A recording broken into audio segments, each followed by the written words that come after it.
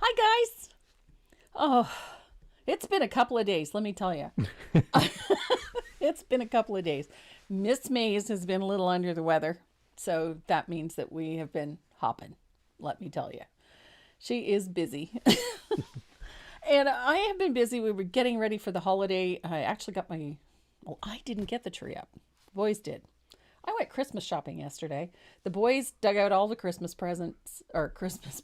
Christmas decorations, including both my Christmas trees. And so they were up and ready to go by the time I got home. All I had to do was decorate, which was so much nicer even having to go through all those boxes.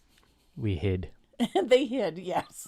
They don't get in the way when it comes to Christmas decorating. It is bad juju. It's bad juju. So, which sort of segues me into what I'm going to tell you next. Every day I've gone to the mailbox, and every single day there has been some kind of happy mail in there. And I showed you some of it last Saturday, but I'm going to show you a bunch more today because they're amazing. So I have a tree set up in the dining room, and the only thing on it is hand-painted ornaments that have been given to me.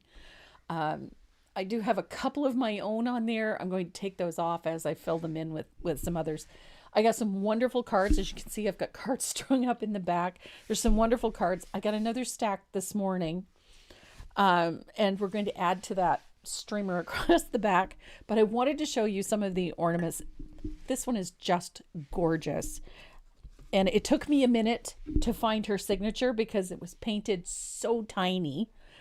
But then again, this thing is painted so tiny, but it's gorgeous. It's a Rebecca Bear design, and it's absolutely beautiful. Look at that. Oh, is that ever intricate? It's intricate. It's absolutely gorgeous. I love the color scheme. It is just so beautiful. And this one came from Janet Roach. It is absolutely gorgeous. It took me a while to find the signature. It's a little teeny tiny down here on the heel, but it's beautiful and I'll cherish it. Janet, thank you so much. So that will be going on my tree. I had some beautiful cards delivered. I have to show you this. This is just breathtaking. This one is from Kathy Pruitt. Now I got to find the card that came with it. Oh, there's Janet Roach. Yes. She says, "You are so very welcome." It is beautiful. And this one came from Kathy Pruitt. Absolutely gorgeous. That almost looks like it's done with stained glass. It's partridge in a pear tree. Beautiful colors, and it's beautifully painted back and front. Kathy, this is absolutely beautiful. I just love this. It's stunning. It looks like it's supposed to be stained glass. It does look like it. It's absolutely beautiful. So that one, and then this one is so pretty. I got a lovely card. I'm going to put that over there because I'm mixing up things here. This one came out with a lovely card, a lovely note for both of us. It said, wishing us a special Christmas season. Thank you both for all you do. Sincerely, have a happy and healthy new year. Mary Galliardo. Sunflower. She did this from one of the printables. Oh, Isn't right that on. beautiful? Just gorgeous. Nice. So I have to All add, right. and it'd be a nice addition to my tree. And then this one. Uh-oh. This one came from a very sweet lady. This one came from Gail Woolsey. Of course, it's a nutcracker. It's a nutcracker. We have a special affinity in this family for nutcrackers. We have probably 100 or more nutcrackers. Who's a lot we? of nutcrackers. It is a we. They're family owned. So yes, this one is so sweet, and I love it that it's a nutcracker from Gail Woolsey. And then our own dear, sweet Deb Bloomfield designed this. She says, thanks for sharing your knowledge with all of us. I feel like we aren't just a classroom. We're all friends. Merry Christmas, Deb. And this is one of her own designs. So this one, I actually have a little stand that I can put this in. So isn't that cute? I love it. That is one ticked off looking cardinal. Yep. I just love it. Yeah, he doesn't look happy about the cold at all. But I just love it. So, and then we had a beautiful card from Kathy. Absolutely gorgeous card. Look at this with this pop-up scene in it. It's beautiful. And then Really, puppy? one of the loveliest things is getting, I love getting anything handmade. I cherish things that are handmade. This one I'm going to turn into an ornament because it's a Christmas card, but it's gorgeous. This one came from Karen Beaupre at Southern Ridge Trading.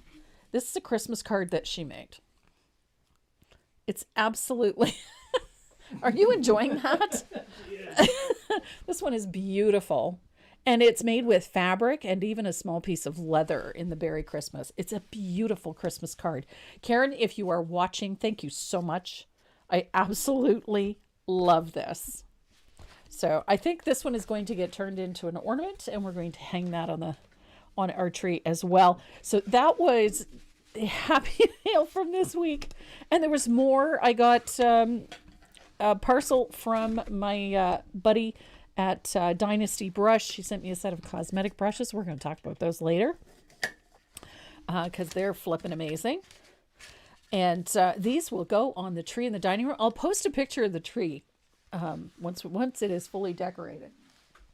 Or you run out of space. Or I run out of space, whichever whatever happens first. So today we're going to be painting a Feliz Navidad. It's an interesting technique. You're probably getting tired of me doing this paper technique for the background. And it's done with a glaze, but I wanted to do one in something that was a little less traditional and something that was a little outside of the ordinary. I also wanted to paint something in a really cool, temperature-wise, color palette. So I decided to do a white poinsettia and then this really vibrant blue background. The color that I chose for this is a little over the top. It's called Crisp Blue. It's extremely bright. That's not it. It's a very bright blue. And that's not it either. This is blue raspberry. Good gravy. Here we go. Crisp blue. I have every blue that I own on my on my painting table. So this is crisp blue. It's a very bright blue. The reason I had the other blues on here is that if you don't have this, you could substitute it for either one of these, which is ocean blue and raspberry blue. So either one of these will be certainly an adequate replacement if you don't have crisp blue. And then I'm using a really dark color for the background. We're going to be working with Prussian blue and then mixing it with a faux glaze. And we're going to be using Decoart's glazing medium for that. So we have a great deal of work to do today. So if you are ready to get started, so am I. Ooh. I have a button for that. You do have a button for that. Somewhere along the line. Somewhere. I'll do a quick adjustment here. Wowzers, Batman. Here we go. I'm going, because I've already got this one base coated on this side, I just want to lay it on top of some shop towel here so I don't scratch it up. There you go.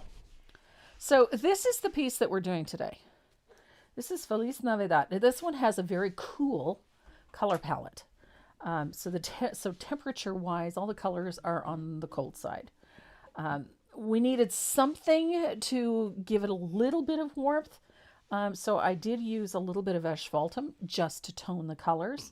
And then the color that we used for these berries is wild berry, which is a cooler temperature red. It's a reddish pink, slightly purplish undertone. So it's a little cooler than, say, a country red or a true red. So I went with that wild berry. And our shading color for this one is cranberry wine. Ooh. So we only have a fairly limited color palette.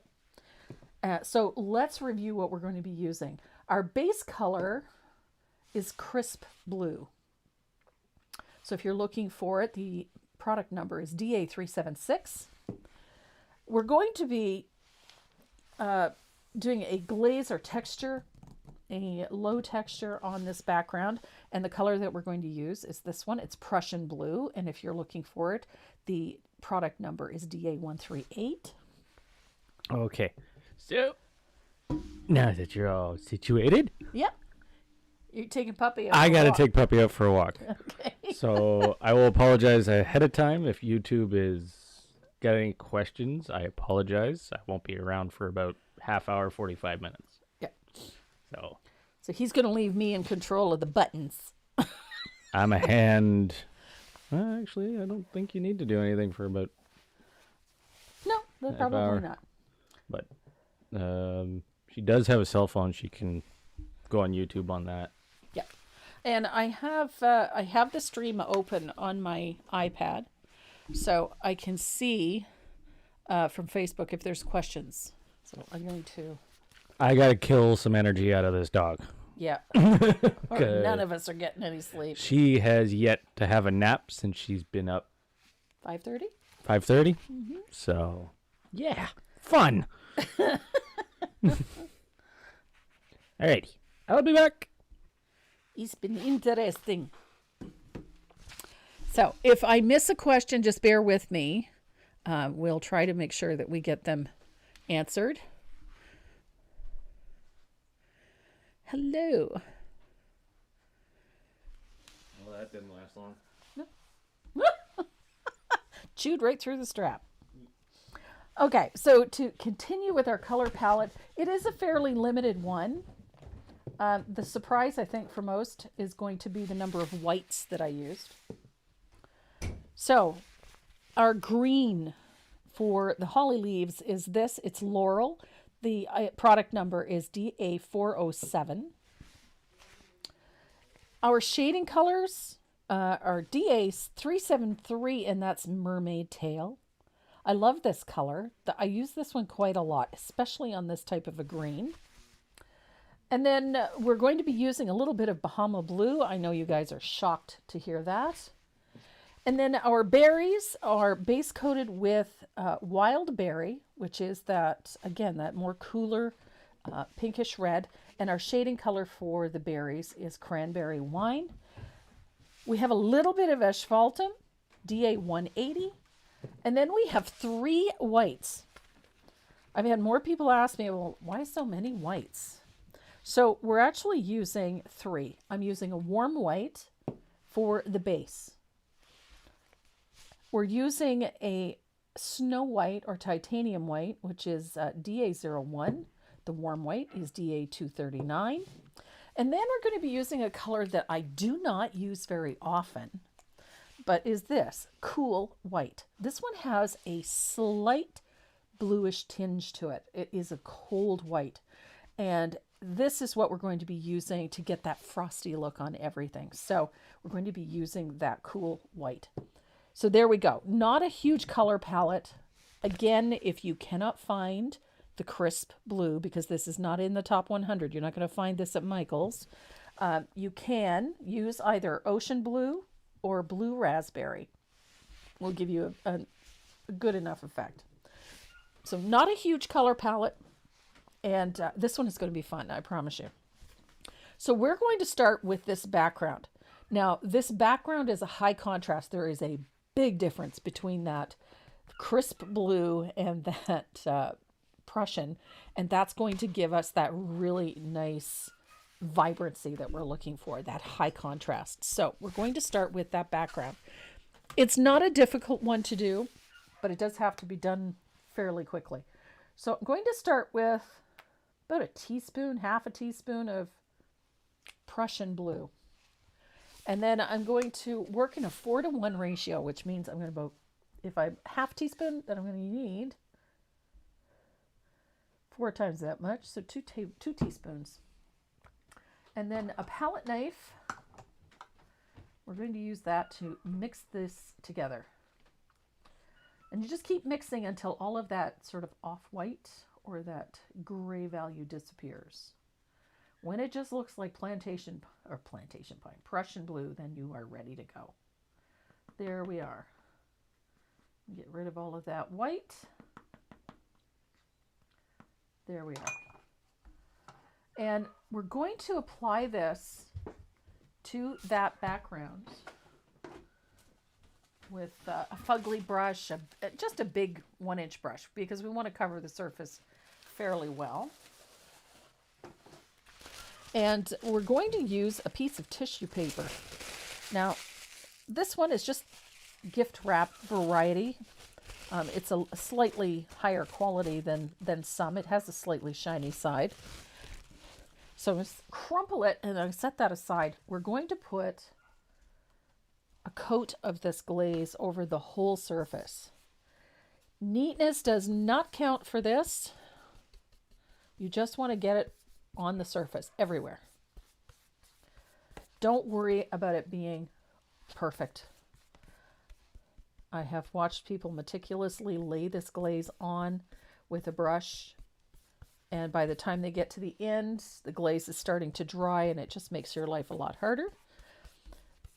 You just want it reasonably uniform. You don't want gobs of it everywhere.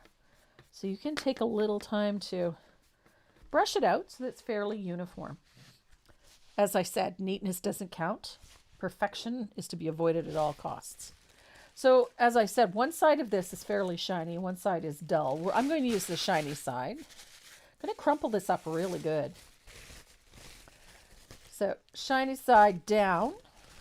If you're using regular tissue paper, it doesn't really matter, but this one is shiny. So I'm going to press it into place on my surface. I'm going to let it wrinkle and let it crease. And I'm going to use the palm of my hand to press it down.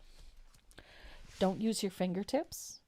If you press down with your fingertips, you're going to end up with bald spots. You don't want that. So I'm going to pull that off and then move it over. And again, press it down with the palm of my hand. Just like that. And remove the paper. Now, if you get a few spots, like this one here where you can still see the brush marks, just crumple your paper. Just touch the surface. So if you see an area where the glaze looks a little heavy, you can remove a little extra. Just crumple your paper. So I'm going to dry this real quick. I know I have a lot of glaze here, and that's okay because we're going to put that to use. The nice thing about this particular glaze, and I'll show this to you, this is DecoArt's glazing medium. It used to be called faux glaze. But this glazing medium is fantastic. It stays open quite a long time. And the more glaze you put into your paint, the longer the open time is. The nice part is that it's very stable, so we can actually force it dry by using a hair dryer. Or in this case, I'm just using my heated tool.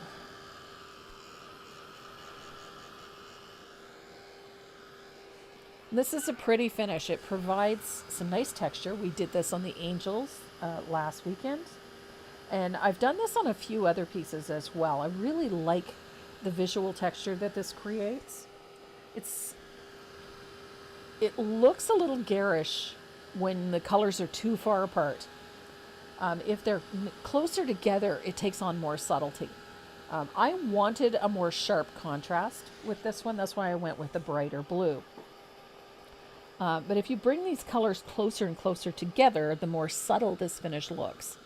So if I'm using a dark red, like a country red, or a deeper red, I should say, country red or something of that nature, then I can use either that color mixed with a little bit of black, or I can use soft black.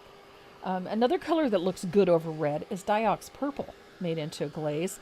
It provides an almost burgundy-like finish when it's done. And it gives you a really rich finish, which plays nicely with gold and copper. So this particular one, using these blues that are fairly far apart, gives you lots of contrast. It lets you see a lot more pattern.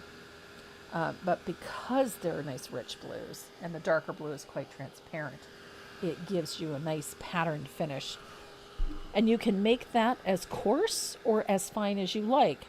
I used the tissue paper because I like the softer effect of the pattern. If you use a heavier paper, the pattern is sharper and a little bit bigger. So you can create all sorts of visual textures using the same technique, just changing up the paper. About the only thing I avoid using for a finish like this is paper towel, because it pulls off way too much and it produces the same pattern that's on the towel. And which is not necessarily a bad thing, but it's not always a good thing either. Okay, so we are nice and dry. I'm just going to bugger. There we go. So we need to shade around the edges of this. I'm going to let this cool for a second. We're going to shade around the edges of this, and we're going to use that glaze that we have left over. We have it, we might as well use it. So you're going to pick this up as if it was just paint and blend it on your palette. And you're just going to use that glaze to float around the outside edge of your surface. And because you've got it in a glazing medium, it produces a nice transparent float. So it deepens the color without developing hard line. And I love it on the edges. I like that slightly darker value at the outside edge.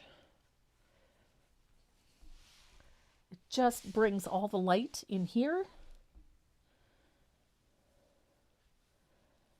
It leaves that center area of the panel nice and bright. And it draws attention to the elements that are going in the middle, which is that lettering and that white flower.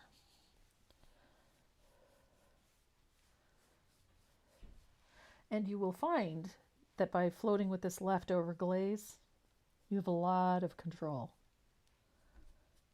And yes, you can float with this anytime you like. You don't have to have used it for a faux finish. You can float with it anytime you like. Okay. So now I've got a nice dark edge. I'm going to dry this real quick. You'll be surprised at how subtle this is. Even though it's such a dark color, it's going to give us a nice subtle shadow at the edges.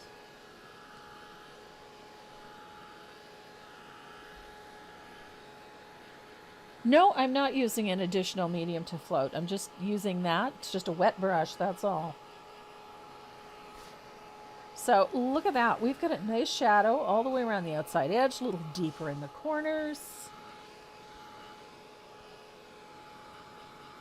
Now I'm going to tone this a little bit. I like to tone this. It does two things. One, it keeps it from looking a little too icy. And it also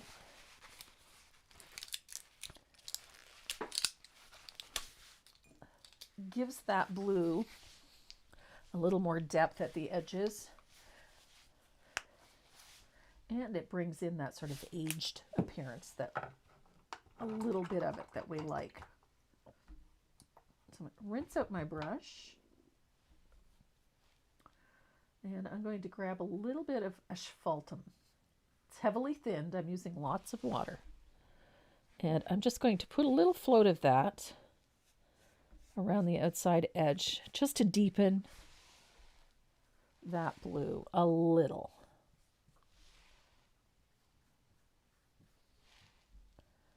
I like my asphaltum. I like the aged look that it gives things without being heavy.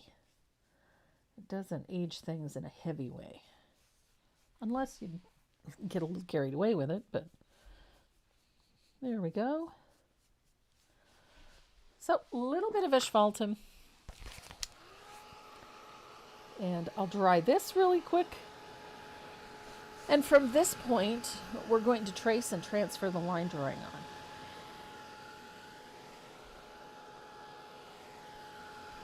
So there is your background. It's nicely aged. It has all that pattern, which is very subtle. When you first do it, you look at it and go, oh my goodness. But it provides a nice subtle texture It has nice contrast. We get all of that vibrancy of that blue in the background. Gives us a really nice background to work on. So I'm going to flip this over. And this is the piece we're working on. We don't often see things in Spanish, at least not in Canada we don't. I know in the US it's a little bit different. We don't see a lot of it in Spanish here. So it was, I thought, would make a nice change. I did, however, in the pattern, put the lettering in all three languages. So it's in Spanish, English, and French. It behooves me to do that.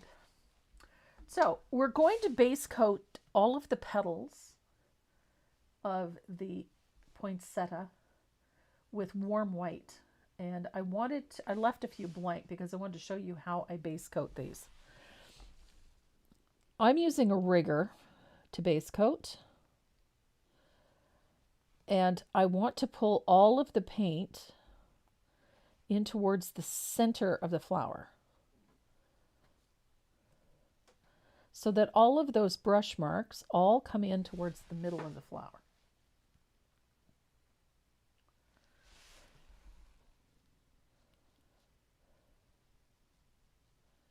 Just like that. And one coat is plenty.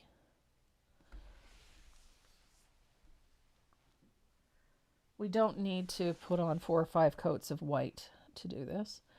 One thing that I do like to do, however, when I'm doing this, I like to leave a very narrow space. Doesn't have to be perfect, but just something to separate the petals so that I don't have to go back in and rebase coat or put the line drawings back on. So everything comes from the point back towards the center. So if there's any lines, they're all leading back towards the center of the flower. But it's not really a flower. Those colored leaves, they're not really petals, they're leaves, actually are designed to draw insects and whatnot towards the flowers, which is actually this portion of the plant. That tiny center right there is the actual flower or flowers. And the colored leaves at the outside are the plant's way of attracting pollinators. It was an interesting tidbit. I thought I did not know that until just recently. Oh, the wonderful things you learn.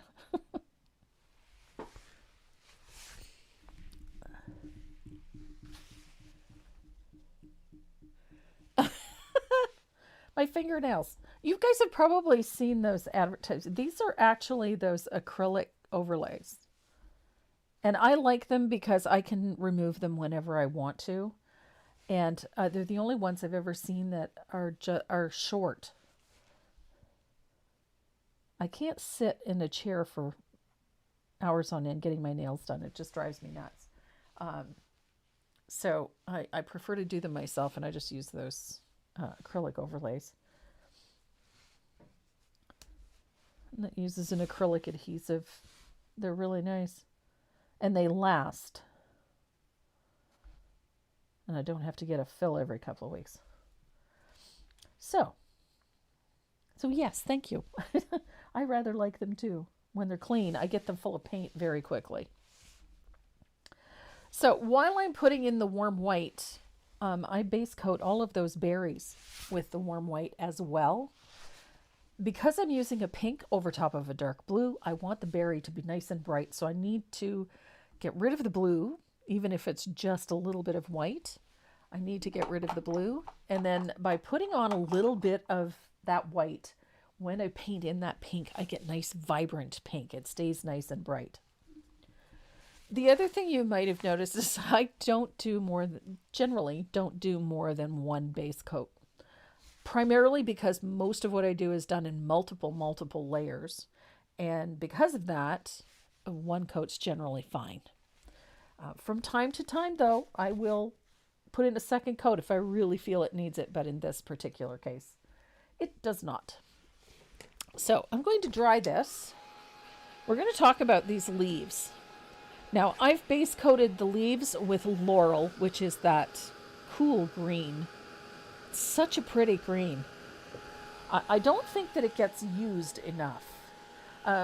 Desert cactus is another one. I like that darker value. It's in the same family as this. It's a nice blue. Nice bluish green. Okay, I'll make sure this is nice and dry. Now, we're going to shade those leaves with this. This is mermaid tail. This is such a great color. I'm going to change out this palette because I've managed to make a mess. And we are just getting started. So the color that I'm using is this mermaid tail. It's a brilliant teal. We don't need a ton of it because we're going to work in very thin layers of this color. I'm going to actually mix it with a little bit of faux glaze. Just so I can show you that method that we used to shade the outside of this works in a variety of applications. I love working with my Joe Sonia's Fast Dry. That's my favorite glaze. But I wanted to show you that in a pinch, you can use this faux glaze or this glazing medium for this quite easily. And again, the ratio is about 4:1, so 1 part paint, 4 parts glaze. It's going to give us a nice runny paint.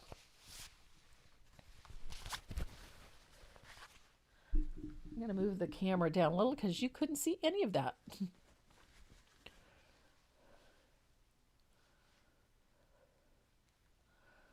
There we go. So, I've got a brush. I blotted it so that it's not super wet, but I'm going to blend this really well because I don't want this color full strength. So I'm going to blend it out really well.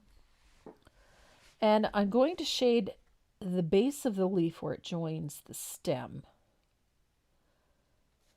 Nice little U-shaped float.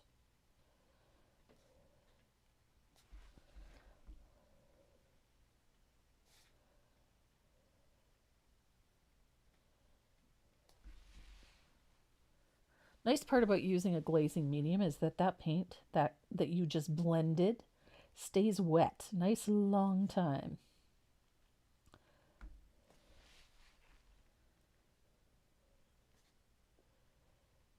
So, and when you're floating, make sure that chisel edge of that brush stays right on the surface. So I'm not using just the tip of the brush to put that float in. I'm using the whole chisel edge. And this helps give you that nice soft float. So you get that nice contrast, that nice shape. So you have that nice delicate float. Now, if you want to, you can absolutely use a mop. That's the other nice thing about working with a glaze. Because it stays wet, you can soften it a lot easier.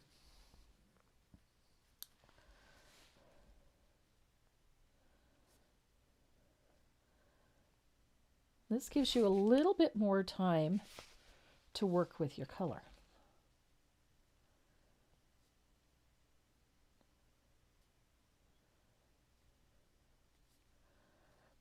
I love mermaid tail on that laurel. It's a very rich color. Yes, Tara, it does take a little bit longer to dry. However, you can use your hair dryer or your heat it tool to close it up.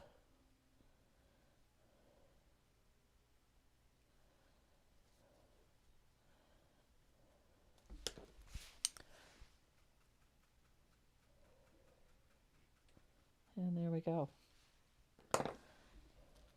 So there is our first float, that first shading on our leaves.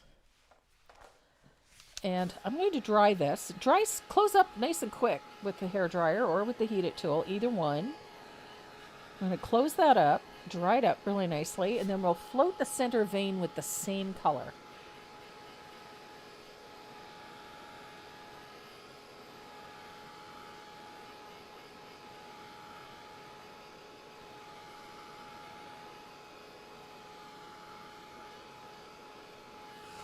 And it does give you a nice soft float. The colors look really, really soft.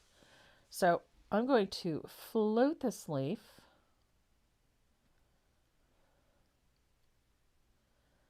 With that little bit of mermaid tail. I'm going to soften that with my mop.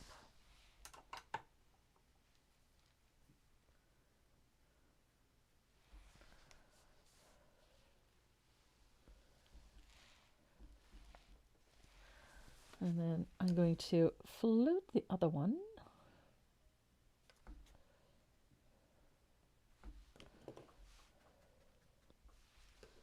There we go.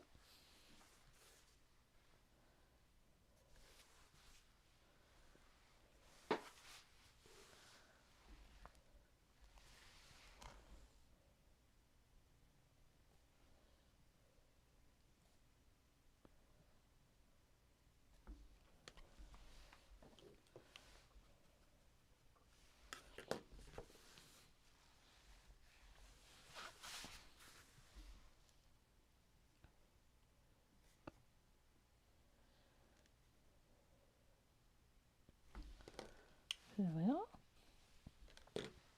I'm going to pick up a little bit more. This one is a little wanting. There we go.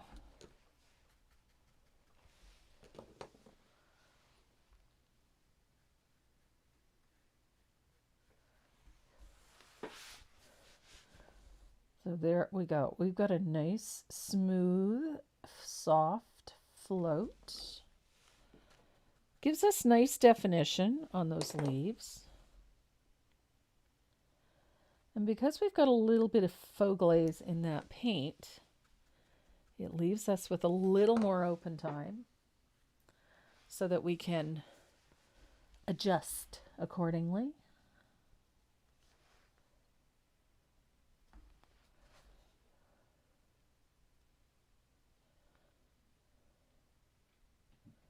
And it also makes it very easy to correct things if you mess up, which I have been known to do from time to time.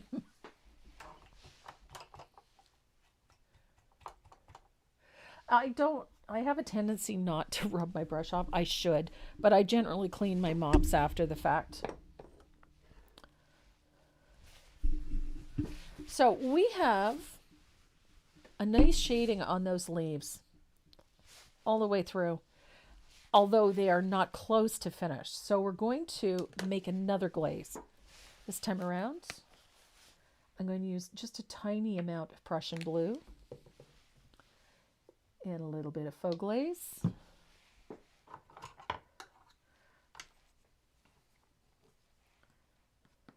Just a slight deviation as far as mixing paint. It's a good habit to get into, mixing colors from time to time. In this case, we're just mixing a little bit of glaze. So I'm going to pick up just a tiny amount of that Prussian blue. Got a little too much water in my brush. There we go. I want to make a very thin color. I don't want this full strength. We're going to use this Prussian blue for two things. We're going to cool off this green just a little. So wherever you put that mermaid tail, you're going to put a float of this heavily thinned Prussian blue. It just deepens everything and cools everything off.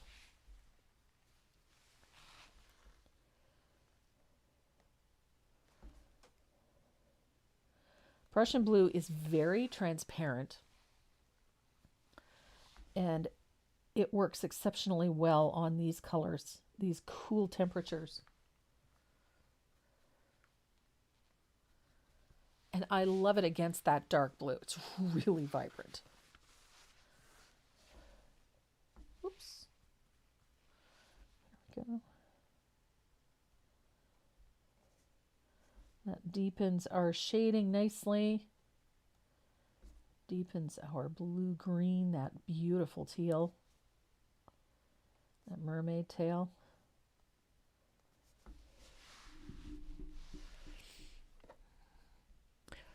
What color can you use in the place of laurel? You know what?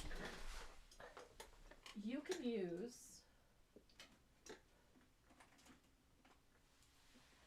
aloe will work nicely. Aloe's a little more yellow, but just a little.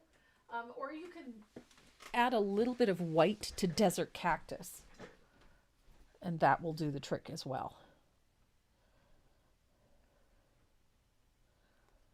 It's more the tonal value and the temperature. Blue mist is nice if you have it. It is a discontinued color, but if you happen to have some blue mist. Also a really nice color.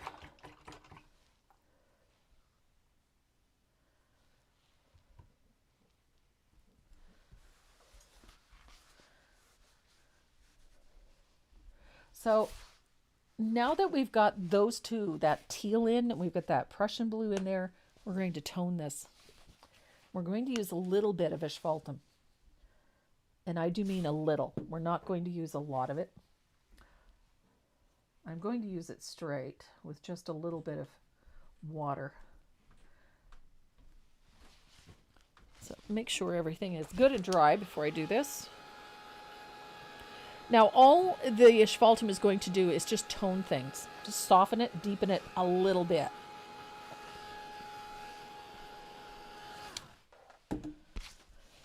So it is heavily thinned. So I'm not using this color full strength because it would be too much. But that little thin layer of asphaltum, especially down that center vein, it does tones things, subdues them a little bit, and deepens that color a little bit.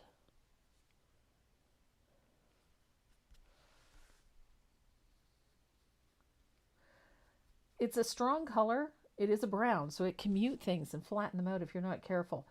But it's a great color for subduing things, just a little. And I always thin it. I prefer to have it thinned simply because it gives you a lot more control. I can put more on if I need more, but you can't necessarily get it off if you use too much. So I prefer to use it very sparingly and using it in very thin layers. And it is all about control.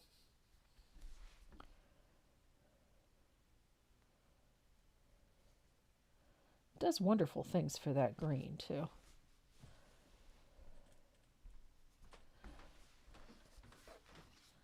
Look at that. So we have nicely shaped, nicely toned leaves. I'm going to rinse out my brush. And we're going to use a little bit of cool white.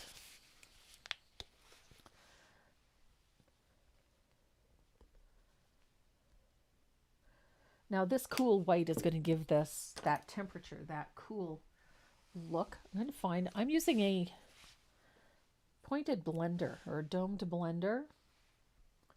This one is a Dynasty blender. I'm going to pick up a little bit of cool white and I'm going to swirl my brush into a little bit of it. I want the brush almost dry, almost. And we're going to put a little bit of that cool white on the highlight side opposite the shading. Nice little dry brush of cool white. You can use your favorite dry brush. This just happens to be mine. Of that cool white. And it frosts the leaves. It gives them that cooler temperature. It also gives us a nice highlight.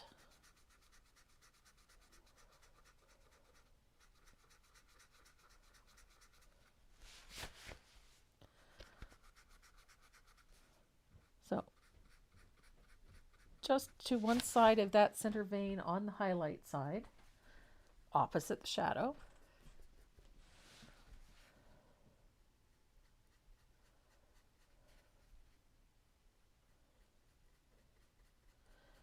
gives us a nice soft tone.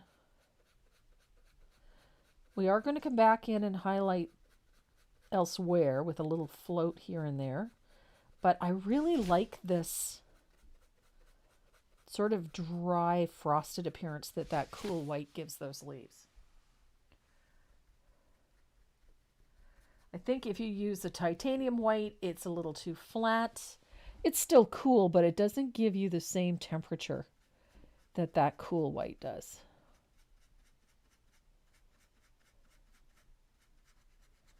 And you can put multiple layers on. So if you want more, go ahead and put more. I'm a fan. I like that cool white. I like that it gives these leaves that frosted appearance.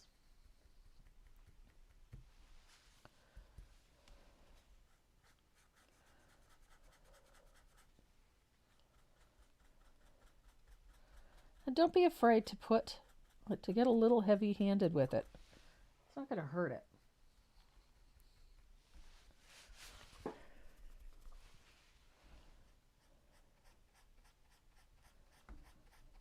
Now, of course, anytime you're putting a highlight on, obviously if it's a dry brush, sometimes you get it over top of that shading that you went to so much trouble to get so neat. And if you do, that's okay, because you can come back in and deepen it a little with another float. It's not going to hurt. It's just going to make that shadow a little deeper. And that's not a bad thing. So a little bit of that warm white. Probably can't see me loading that brush. So a little bit of that cool white. Sorry, I said warm white. I meant cool white. Swirl that on the palette.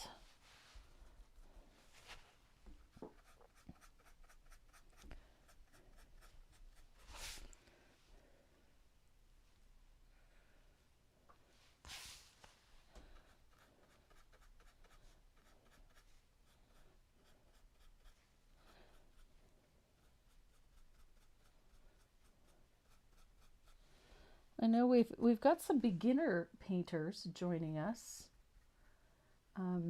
Don't be afraid to ask a question. If you really don't know what I'm talking about, simply ask.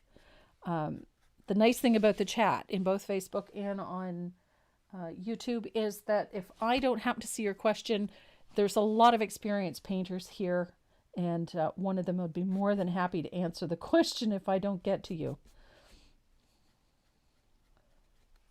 So don't be afraid. Or you can just send me a message through YouTube or through my website, and I'm more than happy to help.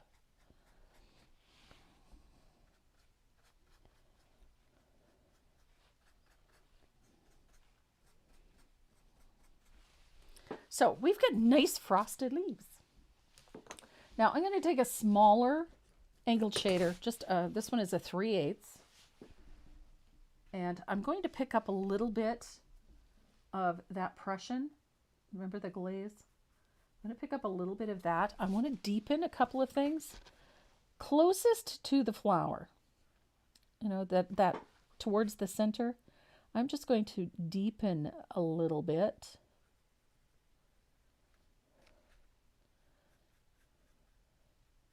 With a little float.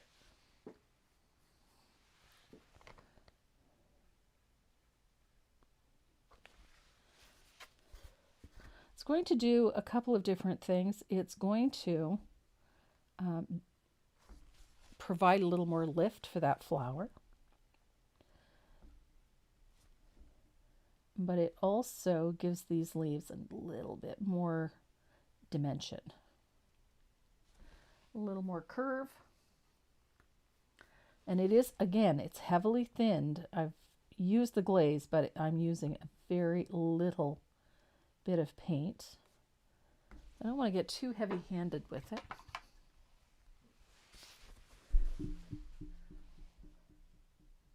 And this design is simple. It's a single flower with just a little bit of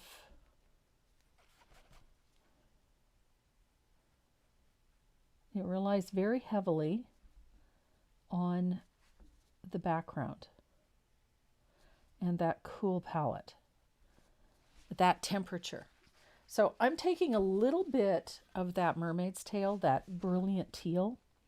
I've thinned it out and I'm just cleaning up that center vein. You know, when we put that dry brush on, things get a little soft and a little muted.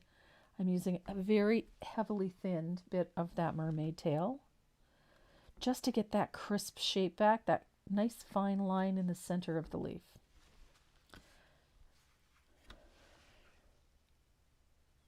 And there we go. So we got us some pretty leaves.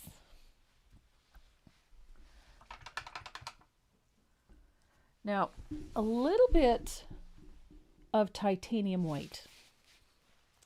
We're going to add a little bit of brightness to some of the points on our leaves, just a little. I'm just using the paint as is with and heavily thinning it. It's just to brighten a few edges on that highlight side. So just like that. I'm not taking that color to the point, to the center vein. I want that to stay a little soft looking. Just putting a slight highlight on that highlight side. Just a little, just to brighten those points a little. It's heavily thinned. I don't want them harsh white, but it needs a little highlight. There we go.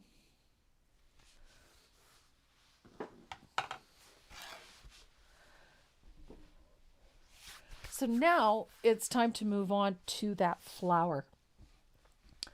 I love this. I love painting white flowers for a couple of reasons. That white is never really just white. And that's what makes them so interesting. So I'm going to use a little bit of Bahama Blue. It's kind of my default color for painting white flowers. I do love my white flowers. I'm going to throw a little faux glaze in there. Figure we started out this way, we might as well continue. So a little bit of Bahama Blue. It's a cool color. Usually reserved for more beachy projects, but in this particular case, I like it for cool flowers. So a little bit of faux glaze, and we're going to blend it out really well to float. Again, I'm blending it out well because I don't want this to be full strength. I want this color fairly light and transparent. And we're going to start with the petals towards the back, the ones that are furthest away from you. And we're going to put a float of that lovely Bahama Blue in behind. We're going to use that to separate the petals. So a little float just at the base where it comes towards the center of the flower. We're going to do that to all of those background petals first.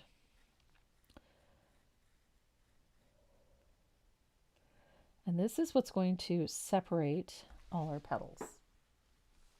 That's what we want to do first, is just lift the forward petals away from the others. It's not a strong color.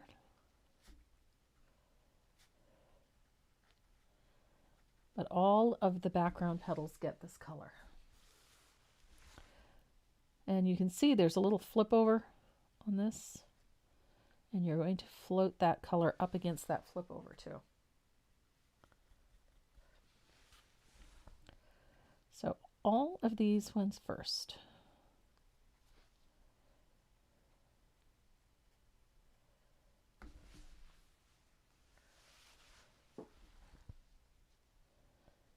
And again, anytime you're floating, make sure you use the whole chisel edge of the brush. And it's the same when you're loading it. Make sure that the whole chisel edge of the brush is on the palette. It makes a world of difference when it comes to how that float lays down for you. Look at that. And we are almost there.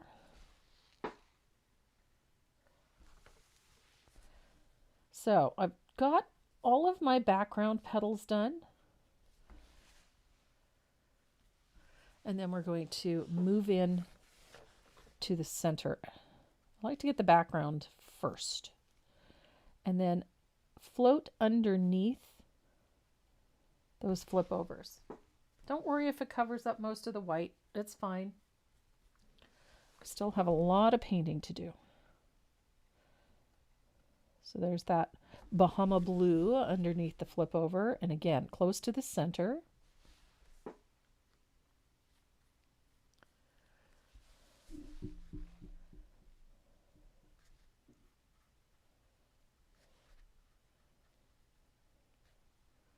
Under the flip overs.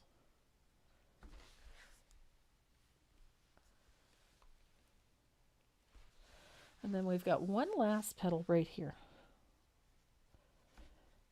And again, it's a U-shaped float, so it comes up the edges of the petal just a little.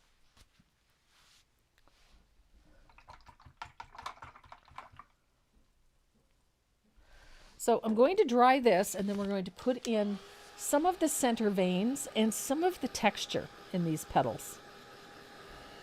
But this first one has to be dry.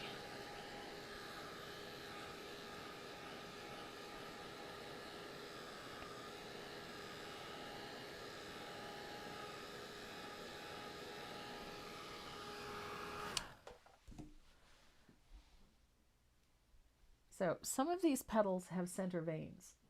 So we're going to use that Bahama blue to put in those center veins.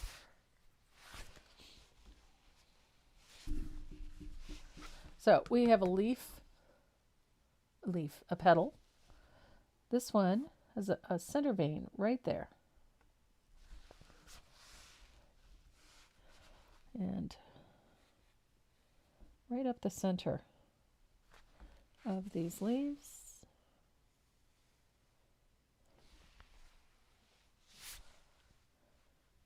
And it is going to look a little murky for a little bit.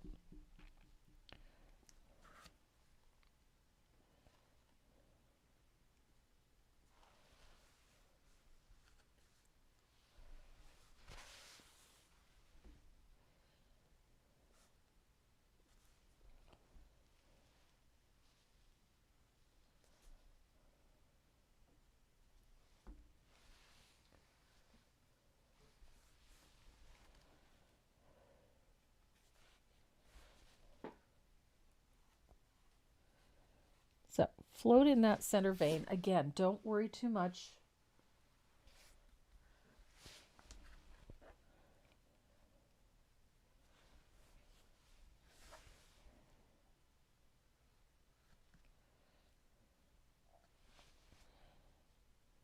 I missed a petal. There we go.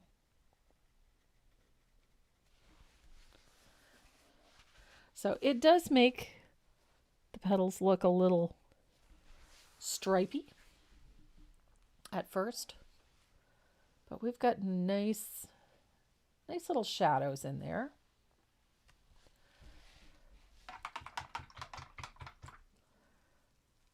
And I'm going to go grab a little bit. Remember that mermaid's tail?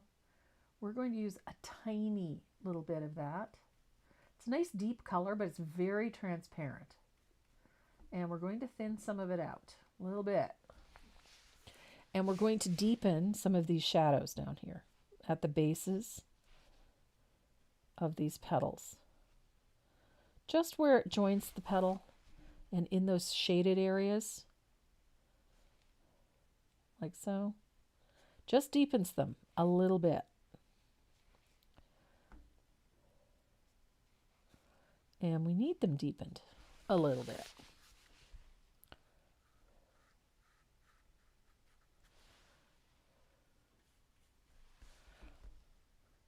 It's layers, layers, layers. Lots and lots of layers. But when you have that thinned color, you have the ability to control it so that it doesn't get too over the top. But it helps you get those really nicely defined leaves and petals. See, just like that.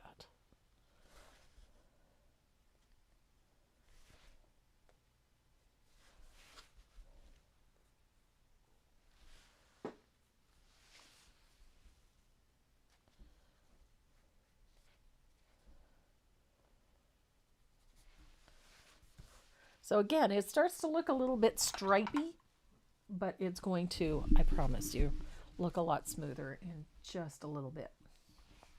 So I'm going to dry that real quick. And while that's drying, we're going to use our wild berry. I love this color. It has kind of become my go-to pink for the lately. I'm not usually a pink, but I do love this color. So our berries are going to get base coated with this wild berry. So we're going to cover up all that white.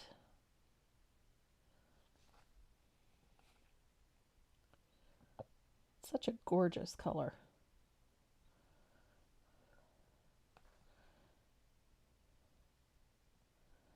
And it's so pretty with all of these blues.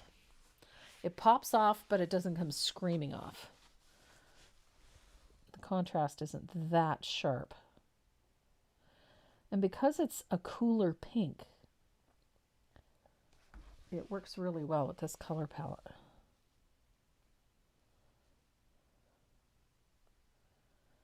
Now, somebody had asked me what I meant by a cooler pink. Well,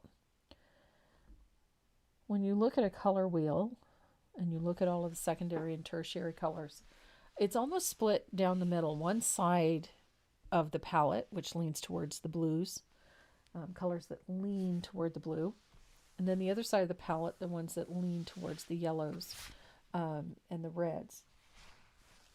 One is warm and one is cool, and you end up with colors that are on both sides of that. And so this is one of the cooler reds, so to speak, or a cooler pink. It has just, there's a little titch of a purplish tone to it. And so it falls on that cooler side, or closer to the cooler side, I think would be an even better description. And so it works really well with this without making everything look too bright. It's having that nice little bit of cool pinkish red in there really works.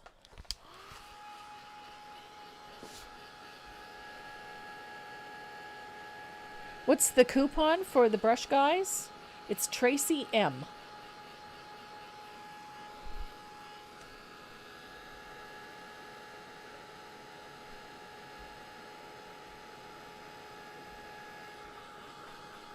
Yep, no E in Tracy, just Tracy M. Tracy and an M.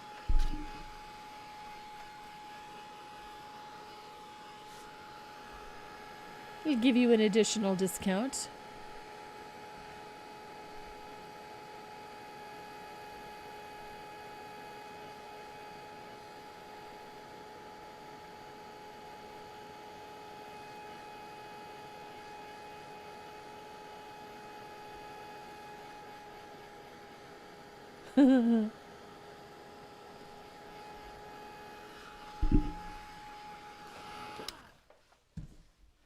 Okay, I'm just scrolling back to see if I missed a question. I know that on YouTube, I can't see the YouTube chat, so it is very quiet in my studio today. Miss Mays had decided to get up very, very early this morning and also decided not to have a nap at all. And so she's a little wired for sound. And so Renee had to take her out for a walk because she's a bit much when she's like that. So, but she is such a sweetie. She spent a good portion of the morning sitting on the floor next to me, and she's so sweet. When she's not rambunctious, she's so sweet. So this is the fun part for me. I like this part. We're going to use a little bit of titanium snow white And we're going to put some highlights on these leaves. And I'm using a nice big 1/2 inch angled shader for this. And I'm going to float the highlight side of these leaves, petals. Pardon me, I keep calling them leaves. They are leaves, but it's confusing, I know. So on the highlight opposite, right there, opposite that shadow down the center, we're going to put a float of titanium white. And these petals are going to get quite bright, quite quick.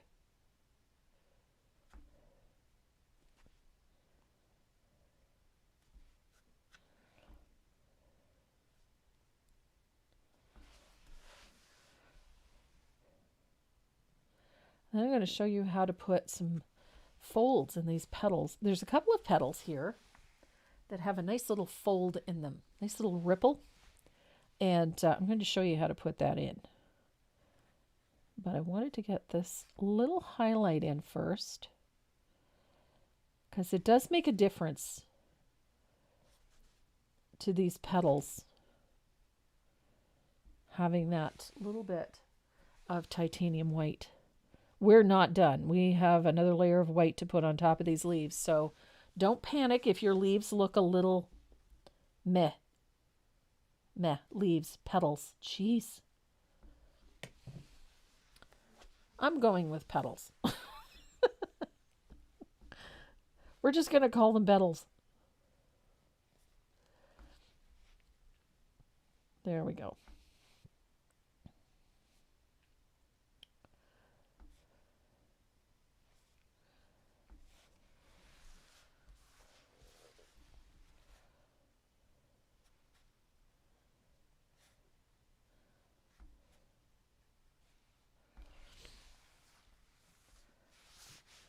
So on the highlight side, I'm just putting a nice little float of titanium white. And it's okay if you float over top of some of the shading. It's all right. Don't panic. You can always make that deeper. It's not a big deal. So there's a couple of leaves, this one in particular. It has a little bit, where's my smaller angle? There it is. This leaf, notice this little indentation here, and then there's another one over here. See where it sort of dips in? We're going to turn that into a little flip. So I'm going to take a little bit of that mermaid's tail, just a little. I'm going to thin it out. And I'm going to float from the center out like that.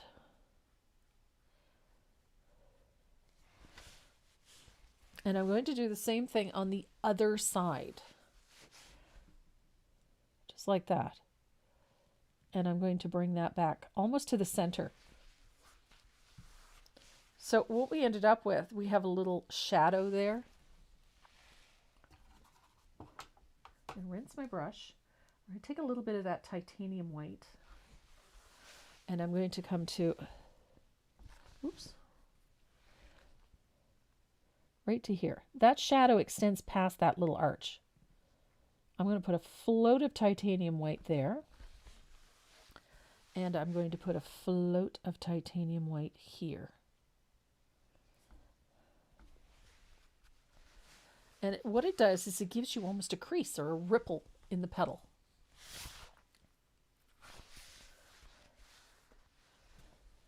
I'm going to fix this because I went a little too far. There we go. So,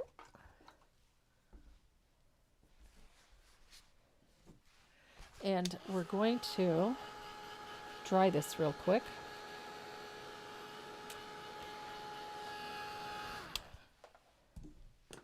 And I'm going to take my 1/2 inch angle and a little bit of that Prussian blue, and we're going to thin that out. And this is where we're going to deepen all of that shading in behind those petals. In behind and down low. That little bit of Prussian blue is just enough to elevate it a little. don't need a ton of it. Just darkens that little space in behind the petals a little.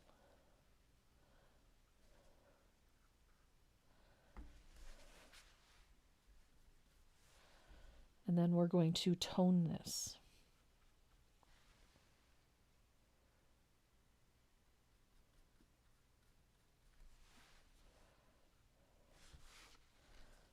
I like the toning thing. I like to tone everything for a reason. It just gives everything a really nice depth. A little darker down here. Almost there.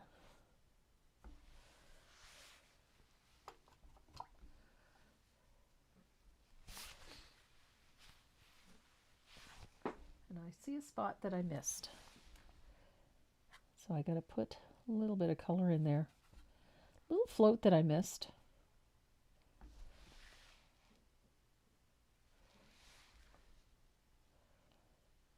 There we go.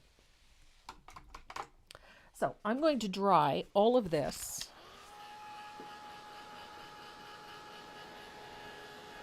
And then we're going to tone it. I'm going to use a little bit of asphaltum to tone all of this.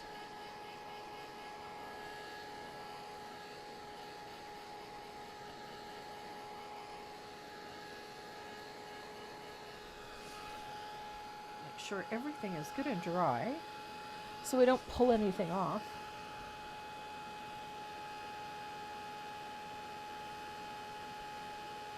So we're going to thin out some asphaltum. We don't want this really strong. We want it fairly weak and very transparent, because we're going to come in over top of all of those shadings that we did under where we layer the petals. And it's a nice big float, nice wide float. Let the brush do the work.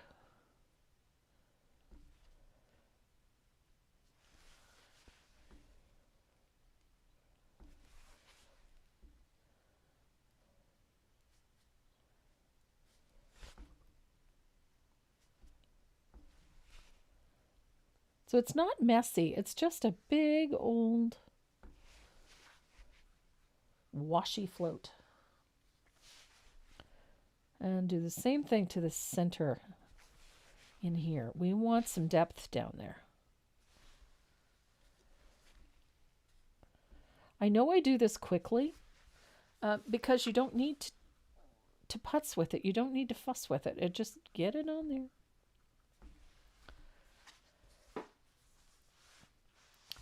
So now we have all of that toned. I'm going to dry it. And then we're going to come over to our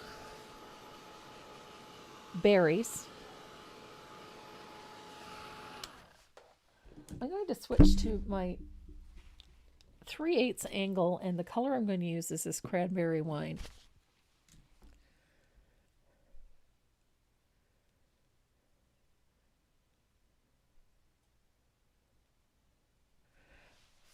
Linda, if your paper's stuck, is that what you're saying? It is. You have to work fairly quickly. So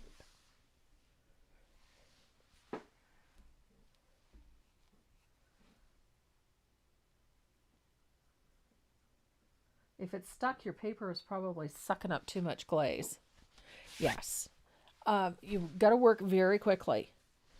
And I'm not heavy-handed with the glaze. It's on, or I shouldn't say I'm not light-handed with the glaze. I use a fair amount of it. So I'm going to shade my berries with a float of that cranberry wine, and I'm putting my float on towards the right. So if you're looking at this, the shadow is on the right-hand side.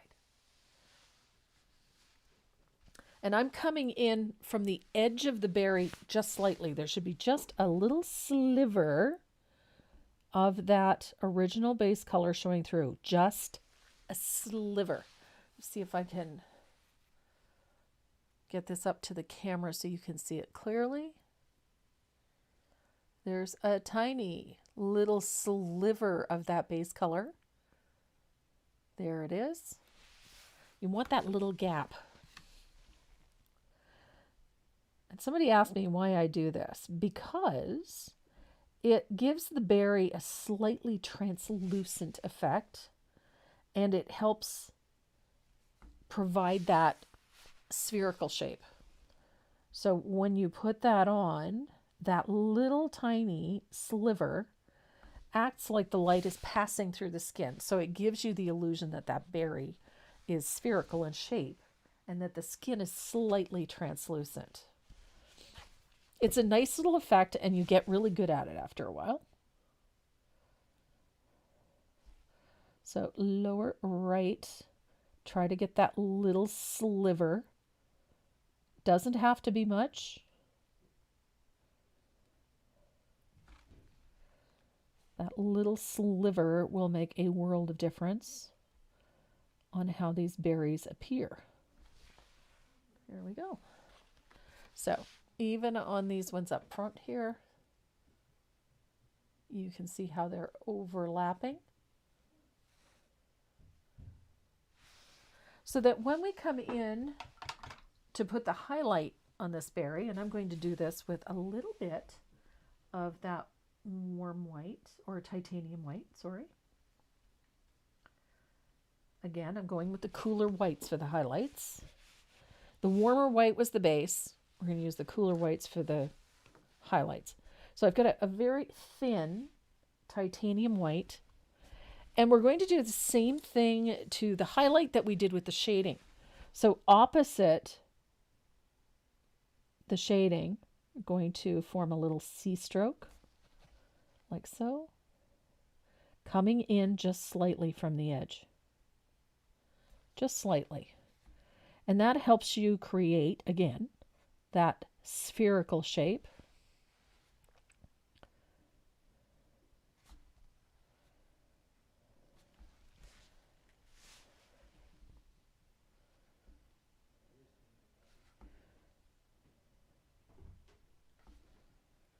There we go. And Renee is back.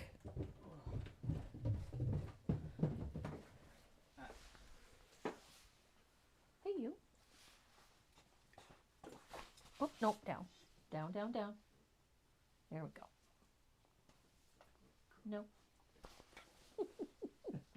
Maze is back. You did crash momentarily. A little longer than I expected. That's okay. Oh, you guys didn't get that far. Yeah, apparently we didn't get that far. Been 45 minutes. Yep. Oh. There we go. 6 dozen cookies. Are they for me? I'd like 6 dozen cookies. That's lunch for you. I am a fat man stuck in a skinny man's body. Your 40s will teach you different.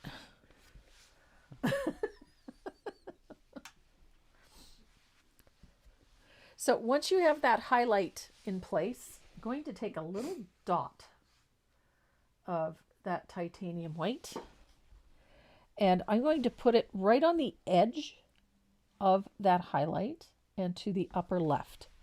So I like the dot to be right on that float. So it gives you the illusion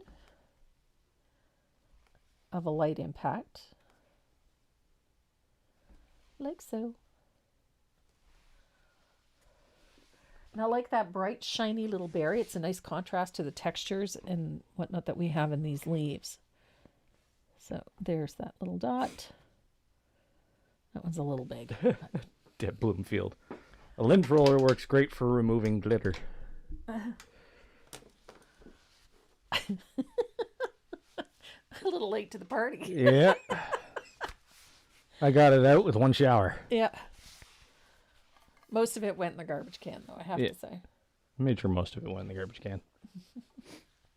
Apparently a vacuum cleaner works great. The vacuum cleaner actually worked pretty good. Cleaned up a lot of it. Made only a few little No, sparkles. like on the beard. Really? Yeah. It'd get caught in the rotor beater bars, wouldn't it? Well, you're not supposed to use the power nozzle. Oh, we'll take all the fun out of it.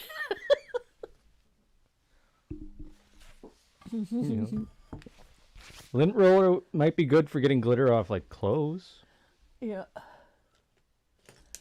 but not out of a beard. Because you take the beard with. Yeah. Get it off of other things. So, our berries are done. We've got nice shiny berries. You can deepen those.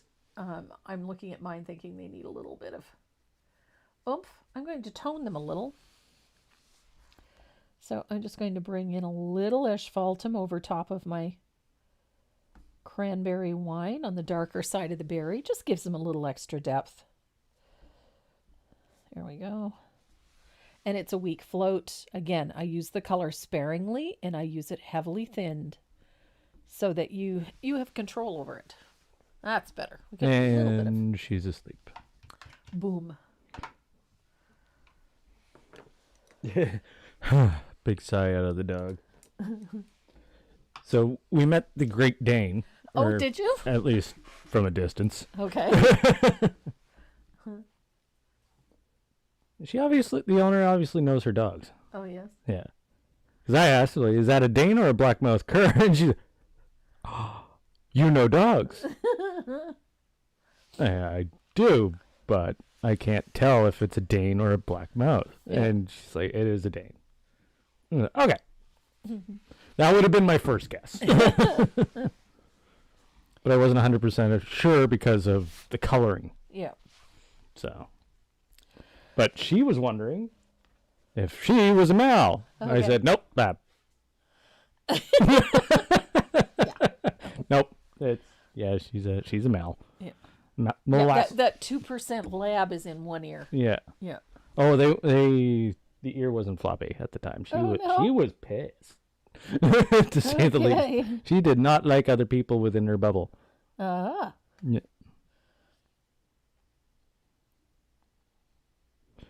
Renee, we all want to know what the prizes are today. You know what, Linda? You are more on the ball than the rest of us today. Yeah. What are the prizes today? The prizes today, we have mechanical pencils, from Tombow, and a 5-brush set of Dynasty Faux Squirrel, Ooh. along with some other little goodies. So we got, 3 of those? We have 3 of those to give away today. Nice. That's what I said. So I'm using a little bit of thinned titanium white. And this is what I paint my turnovers with. I'm just going to stroke that in. I'm using a long script liner for this. And I'm thinking I should use a rigger because this is just not cutting it. This script has got a bad bristle in it, and it just only rears its ugly head at certain times, and today is that time. And I'm not happy with it. There we go. I'm going to switch to a 0 rigger.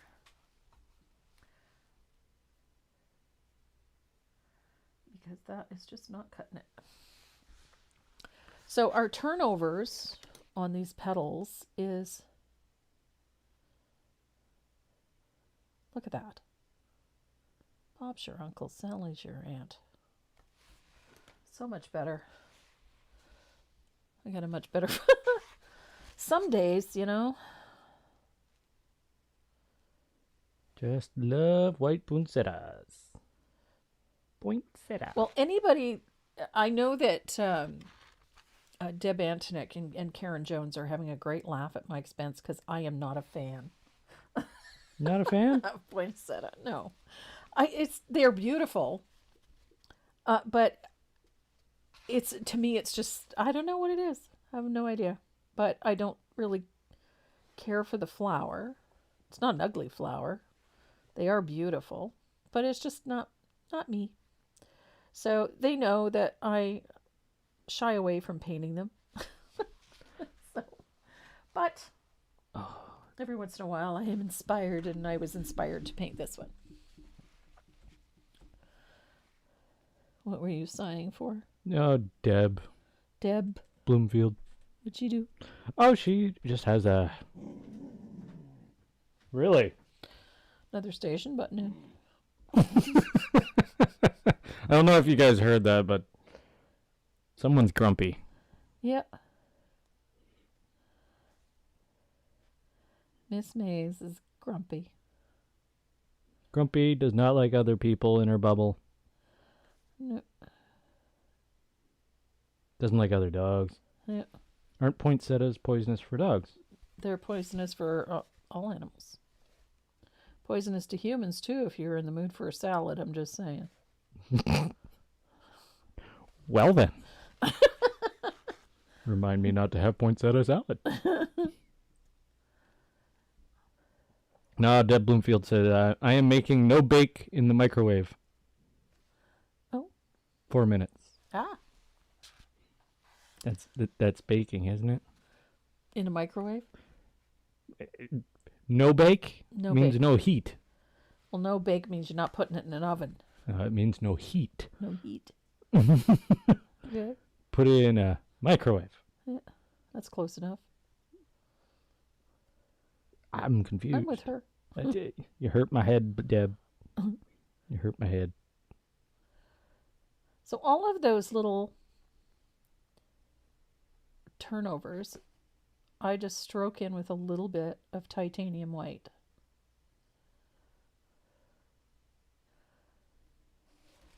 And of course I chose the wrong graphite paper. I have one sheet of white graphite paper that does this weird thing. Paint won't stick to it. And so it drives me absolutely bananas. Because paint won't stick to it.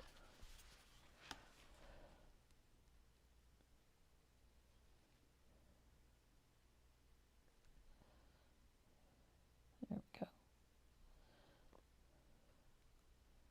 And so I end up having to go back in and put a second coat in because it won't cover the graphite lines. No bake cookies are generally done on the burners. Hmm. They're fudge based. Oh. Oh. Kind of like those lava cakes you do in the microwave. Oh, those are good. I'd rather make them in the oven. I just realized you went... I went what? You're halfway through your black. You're 3/4 of the way through 2 of your colors and halfway through your thing, magenta. Mm-hmm. And I've printed over 6,000 pages. Good investment? Very. Yeah. I love my laser printers. Don't get me wrong. But I'm a huge fan of that thing. Nope. And it only cost me $20 to fill it.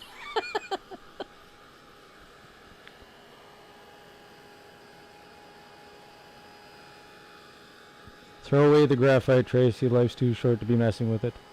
Oh, well, the problem is I keep shoving it back in the drawer with the rest of the graphite paper. And it's sort of, 6 of one, half a dozen of the other. I pick it up again.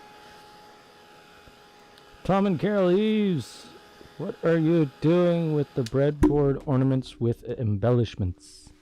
Oh, we're doing a cute little project next Saturday. Next Saturday? Yeah. The 23rd? Yeah. It's the last live until New Year's. No. Oh, you're not doing one on the 30th? No. We're not live on the 30th of December. Nope. Just so everybody knows.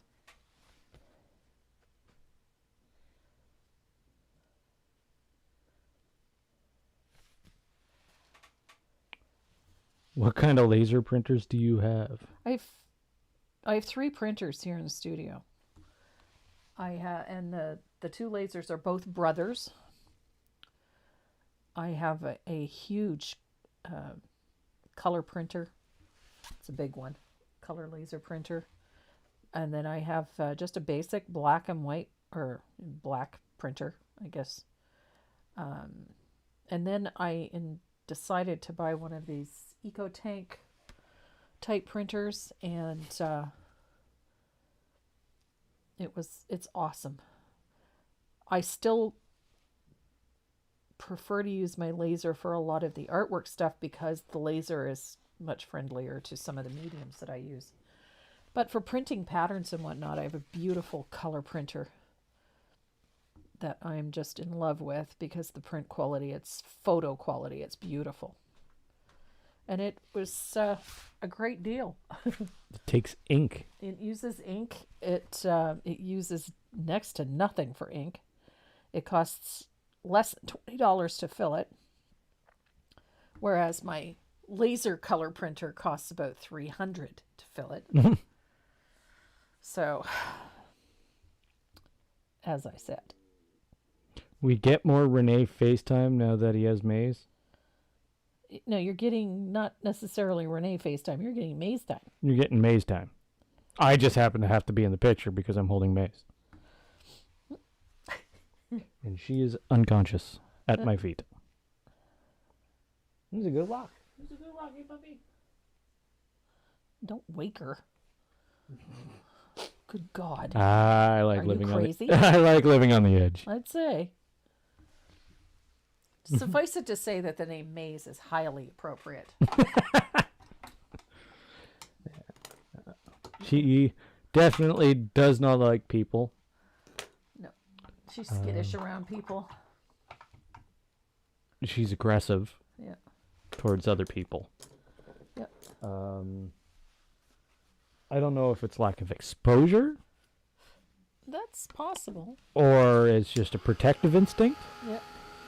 Or fear. or it doesn't look fear-based. No. Well, given where we live, it's not that big a deal. No. But I'd much rather her not react that way. Yes, exactly. So, got some work to do there. Yes. But again, she's... Renee's the bonus. Yay! I'm the bonus.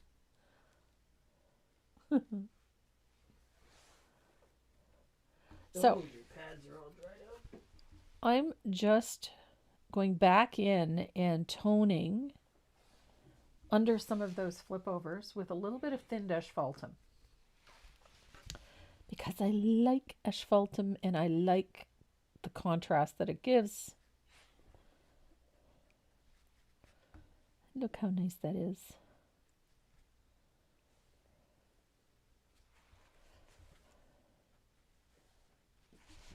And we are going to use a little bit of that cool white and titanium white to detail this. So I'm just deepening some of these petals up underneath that turnover. Did I lose my beard? No, I haven't misplaced it either. Nope. Still on my face. There. Still on his face. It's not even a beard. It's the hair on my head. It just moved. South.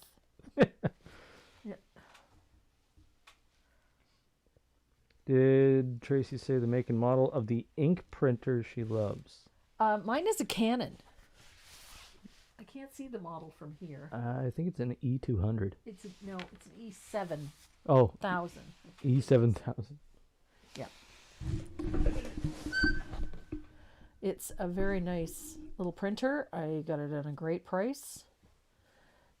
Some of these EcoTank printers can run pretty expensive, but this one was under 300. It's a G7020. 7020, okay.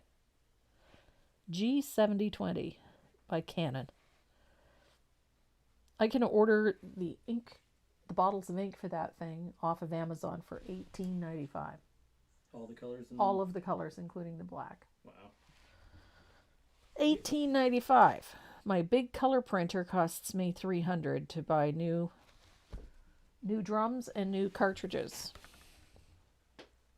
You got the hiccups, Pop. Puppy's got hiccups. Okay. So I've toned all these petals. Now I got to separate them again. So remember the highlights are? I got to separate those a little bit. So I'm going to use a little bit of that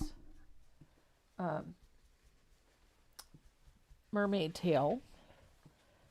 I'm going to thin it. And that's too strong. I didn't thin it quite enough. Used a little too much. There we go. That's better. So blend it out. And we're going to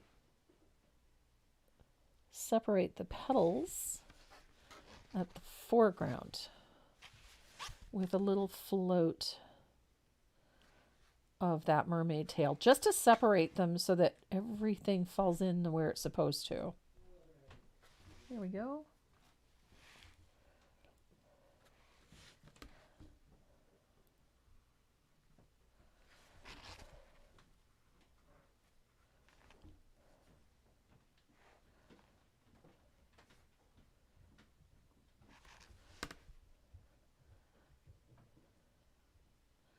Every time I paint something, I always get one part of it that just decides it doesn't want to cooperate, and I'm having that issue with this petal.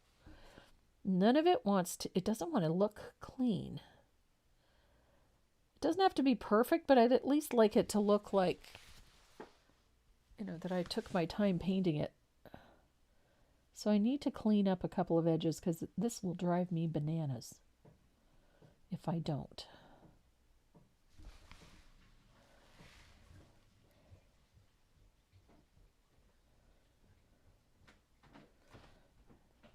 There, that's a little bit better. There. So now, my favorite thing, you guys have seen me do this 100 times. I'm going to use a little bit of heavily thinned titanium white, and I'm going to I like that squiggly line at the edges of my petals on flowers, etc.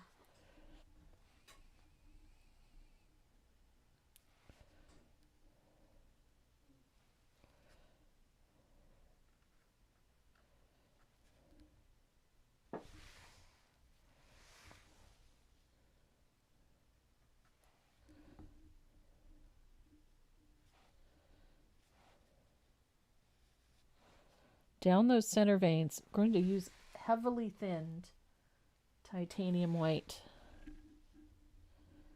and a fine liner just to put a bright highlight right on the edge of that highlight that you put in.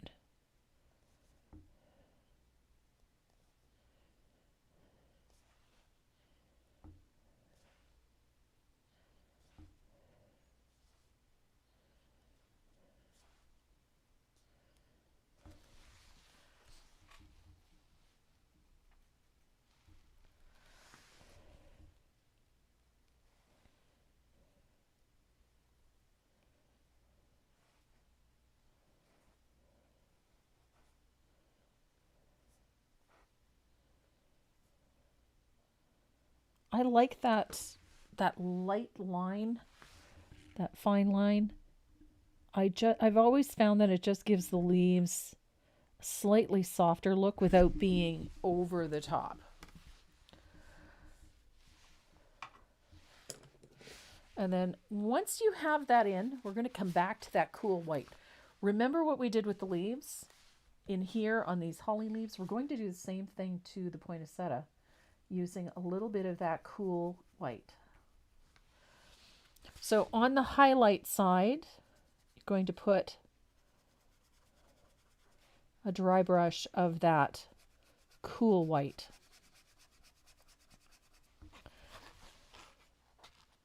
And this does a couple of things. It softens the flower.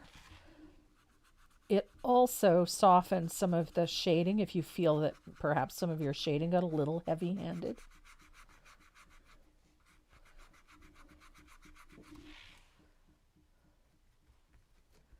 I just like that cooler element added to those petals. Oops.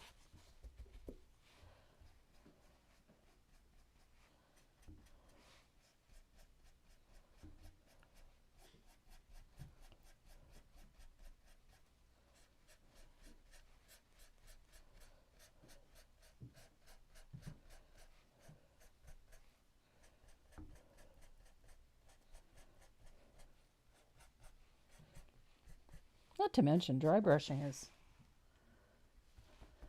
it's fun and it's easy and you don't have to worry too much about having it perfect, which is always nice.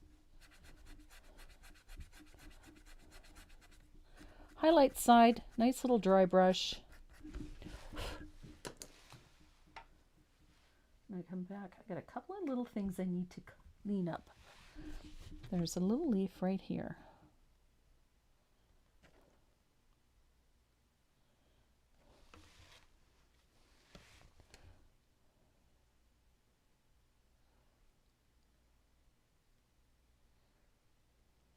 There we go. And then you can come in and do this.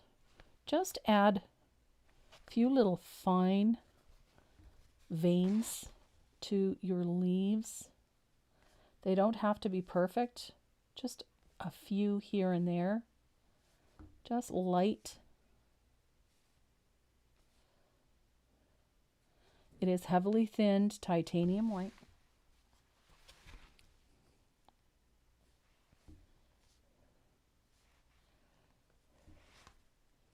And look how pretty. So now we have just a little bit to do on those leaves. And I'm going to use a little of that cool white. I almost took titanium white, but I want cool white. Going to thin it out. And we're going to do a little bit of detailing work at the edges of these leaves. And it is a very fine line. So make sure that your cool white is well thinned.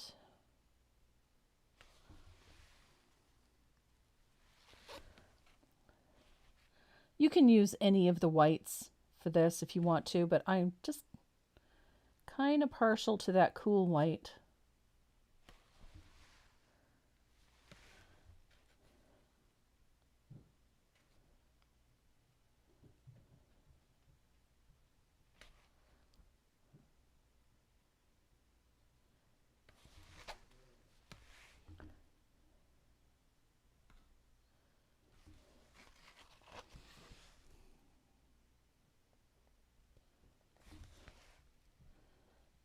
And I like that scribbly line at the edges of those smaller leaves. Just gives them that softness.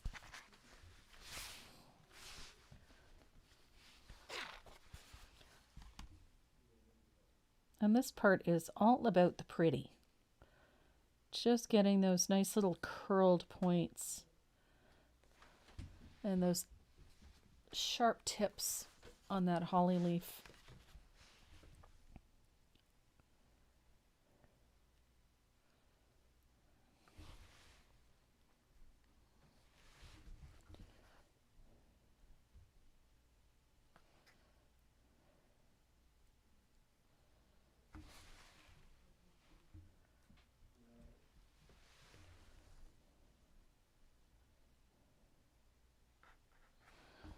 There's something elegant about poinsettia.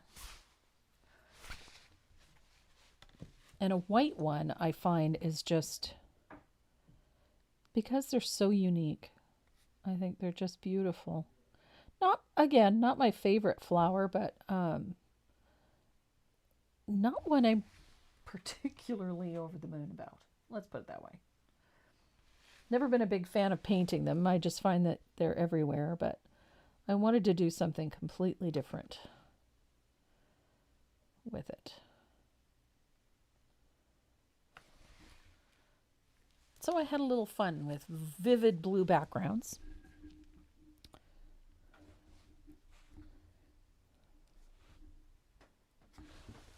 There we go. She's on a bed. And probably out like a light. No, she's chewing on a blanket. Okay. Well, she's not chewing on me or the cats. It's all good. So while I have that white out and about, I'm going to use that to put in my little swirls with that cool white.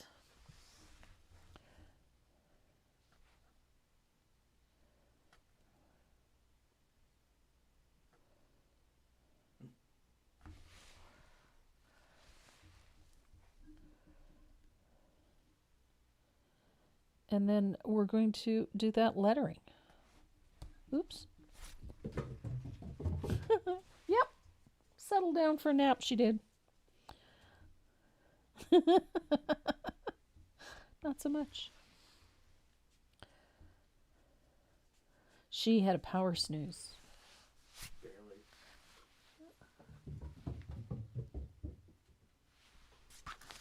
Barely. She was just making sure I didn't leave the house. Double check and make sure You you're still left in. without me again. So the center of this flower is actually really simple. I'm going to use that warm white or titanium white, either one. And the end of a rigger. And we're just going to put in a series of dip dots like this. You can have a little bit of that blue in the background showing through. It's fine. But they're fair-sized dots. We're just going to fill in that whole space with dip dots, leaving a little bit of room in between.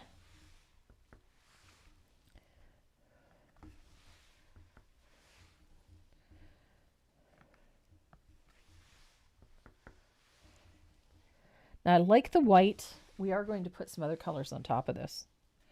And one in particular that I forgot to mention, we're going to use some saffron yellow or sunny day or any bright yellow. Doesn't matter what it is.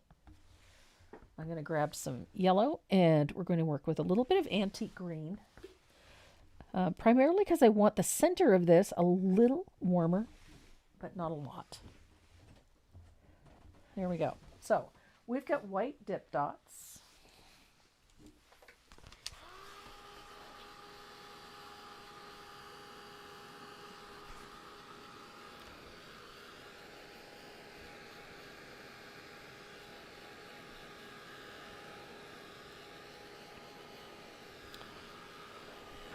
And while that's drying, I'm going to grab some saffron yellow and some antique green.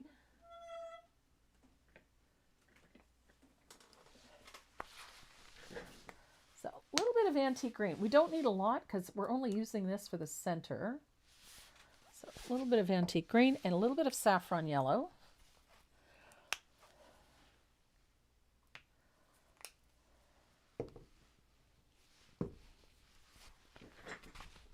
I got to make sure that that's dry. Had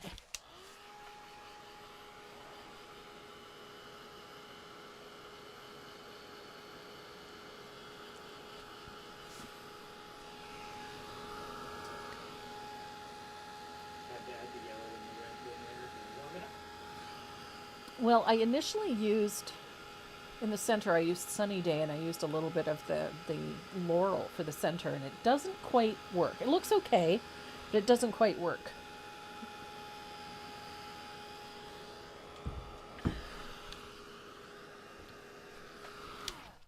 So I'm going to use antique green, and we're going to just slightly off of the white, put a dot of antique green on all of these. It absolutely is, Vicky. What's that? Yeah, her name on the board. Oh.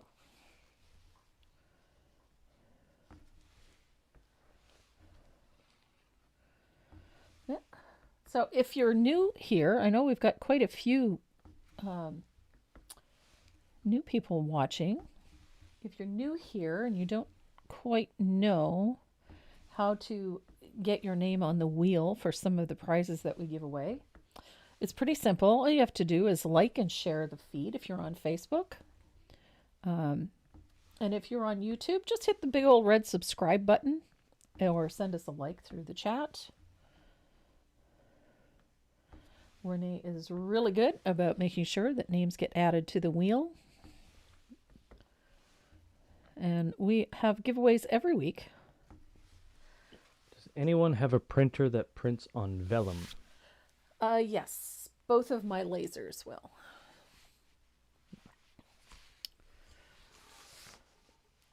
Can you turn the palette camera slightly to the left? Just ever so slightly. A little bit more. Perfect. Okay. So, got a little bit of antique green in there. Maze, you troublemaker. So we're going to dry this. And we're going to use a little bit of saffron yellow. Now, I used Sunny Day the first time. You're wondering why the camera wobbled. It's Maze. Maze is inspecting. She's the current safety inspector. Yep.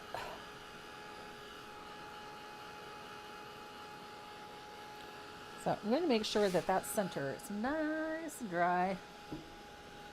And then we're going to use a little bit of that saffron yellow. And on top of the green, we're going to put a little dot of yellow. Just like so. As I said before, the neat thing about poinsettia is the colorful part is not actually the flower. The flower is the part that's in the middle. It's actually a bunch of flowers.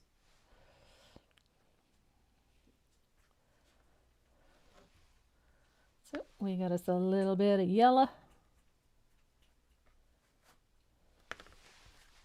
What are you doing? Hey, what are you doing? What is it with you? Yes, I know, I love you too. Ouch. Face. Don't fight. What'd she get a hold of? Well, Chop down. What are you doing? helping you pick up garbage. She's helping me, is she? Is that what that is? Maze is busy. You should be napping. I know you're exhausted. Maze will fight a nap like nothing I've ever seen before. That's gross.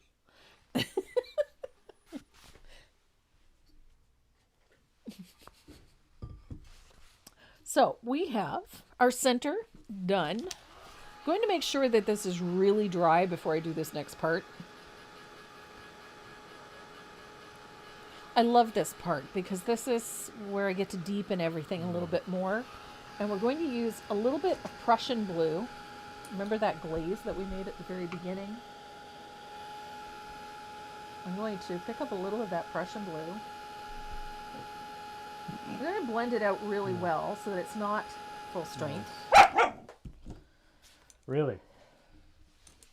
And I'm going to deepen around the center portion of this flower. So I'm just going to put a weak float of that Prussian in there. Just in there. Behind this first row of petals. Right there.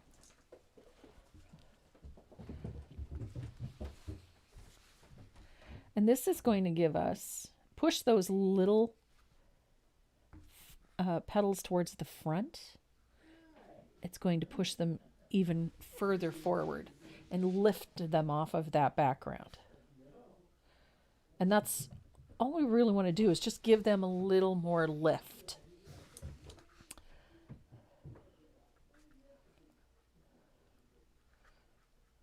There we go.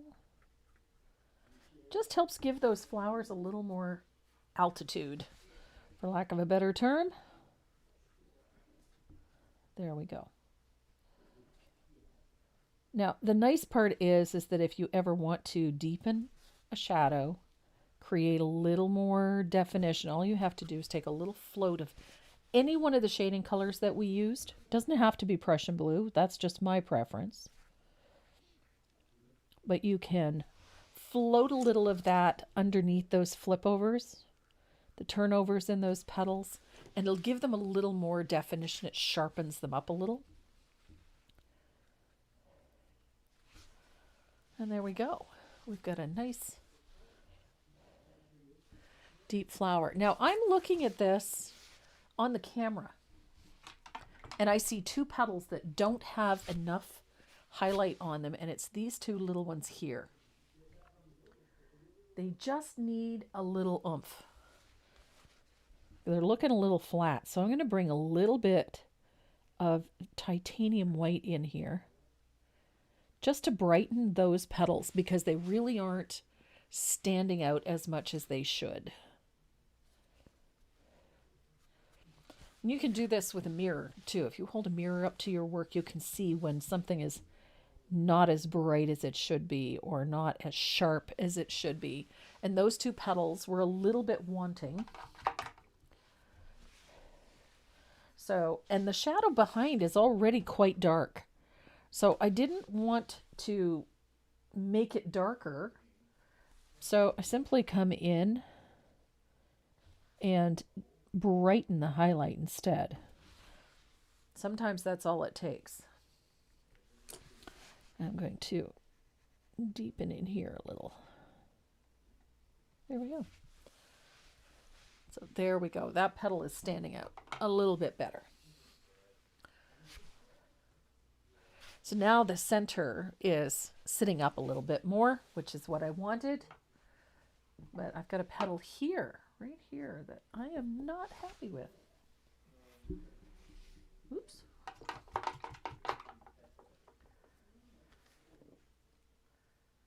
Grab a little bit titanium white. This one right here, can't tell which one is which. I don't know if it's in behind or in front, so I'm going to make it in front. I'm just going to put a little highlight on the upper edge of that petal. And now we have a better definition. Sometimes it's just a matter of cleaning up an edge.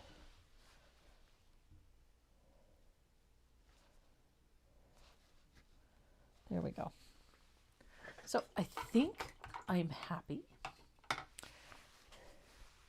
So now I'm going to grab my gel pen, because you know me, I can't do anything without using a gel pen these days.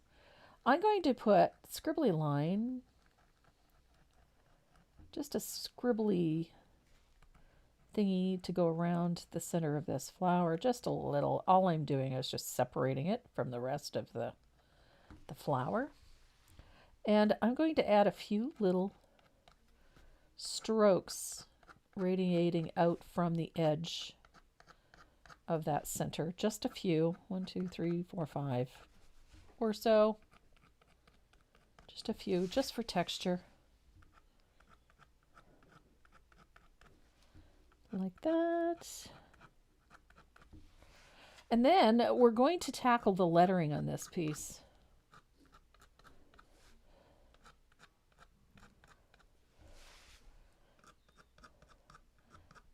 Now the nice part is that the lettering on this piece is quite simple, although I know it doesn't look like it, but it is. Going to use a zero rigger. I'm going to get a clean palette so that you guys can see what I'm doing. I love lettering. You guys know that. I love lettering. So I'm going to use two colors, well, three colors for this. A little bit of Prussian blue. I'm going to use either cool white or warm white. I'm going to use warm white because that's my go-to for lettering in general, especially on a darker surface.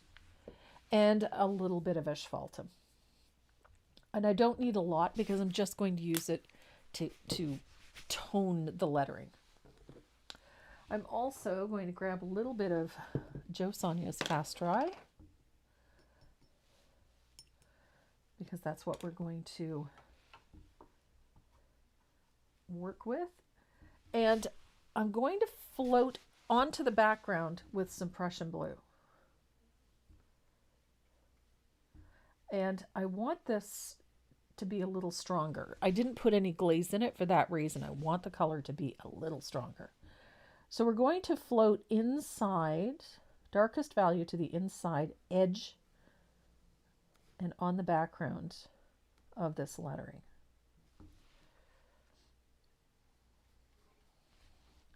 So inside the letter,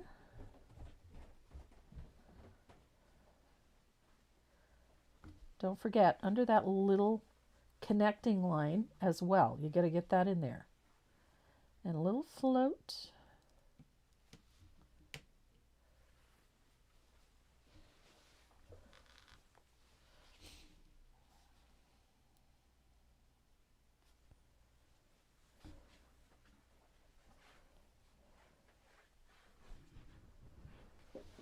Now all this little shadow does is just elevate the lettering a little bit. Just so that the lettering doesn't look flat. We want to lift it a little bit.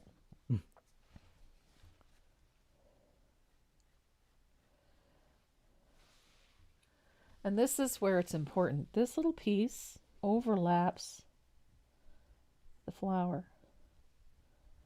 So I want to put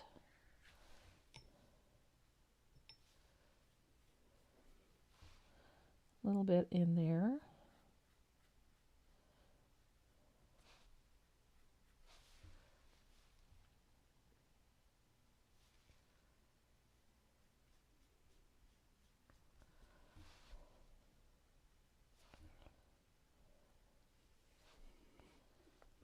There we go. Now that little shadow, although it doesn't seem like much, will make the difference. It gives the lettering a little more dimension, like it's just slightly off the surface. So it doesn't look like it's just stuck there.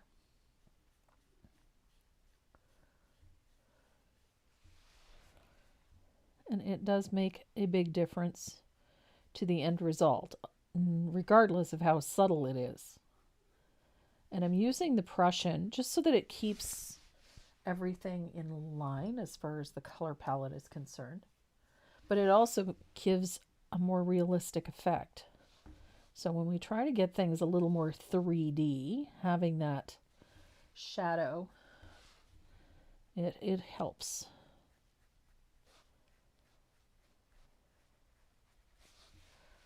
And it is subtle.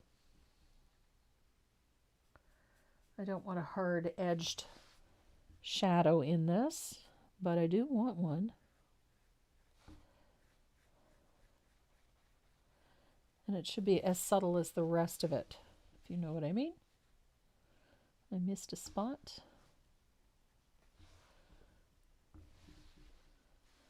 I knew I missed one over here.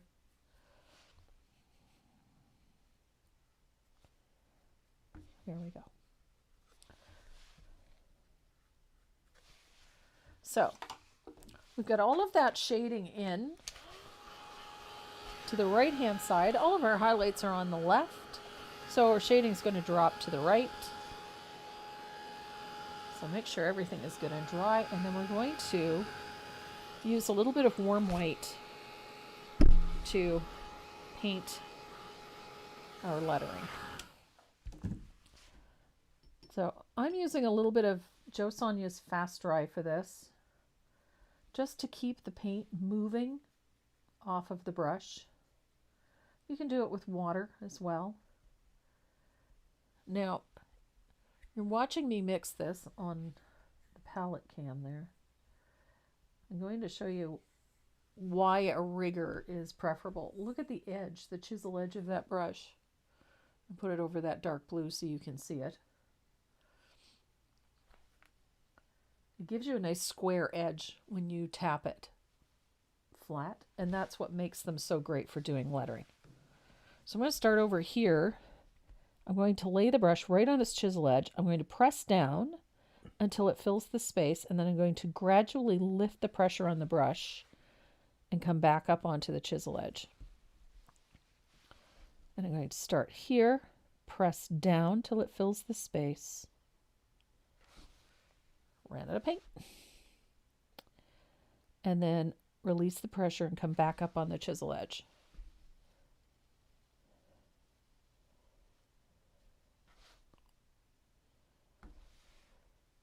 And this is why I love a rigger for lettering.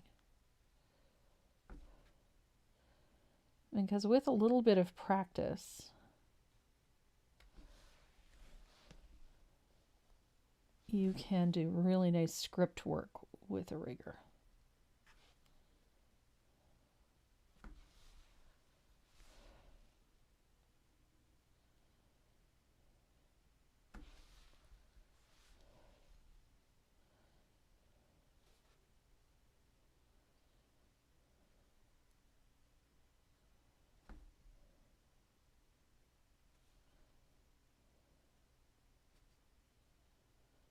Easy peasy.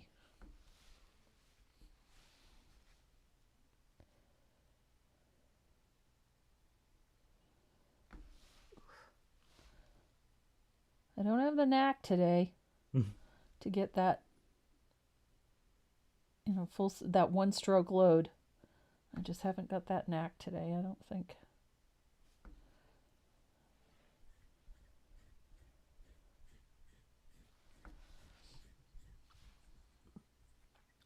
I'm just not using enough glaze.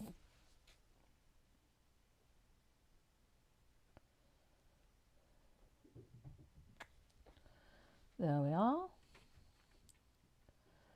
Now, when I do have the knack, I can do all these connecting lines quite easily with the rigger. Just press it so that the brush comes to a sharp chisel edge and then just run it on the chisel edge. I don't seem to have that knack today. It doesn't want to snap for me like it usually does. There we go. Of course, I'm going to get it right around the time I hit the last letter. There we are.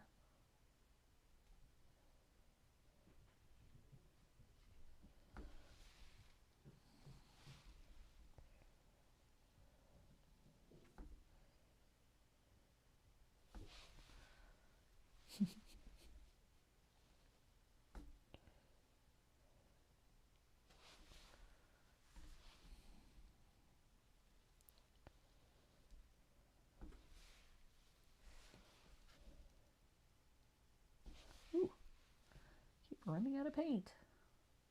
Probably need to clean this brush. That might be the problem.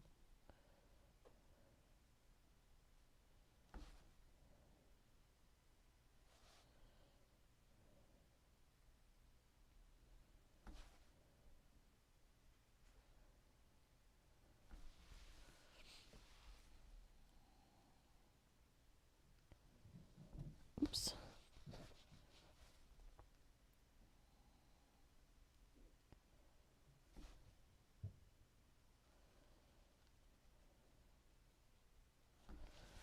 Holy Moses, that was harder than it should have been. I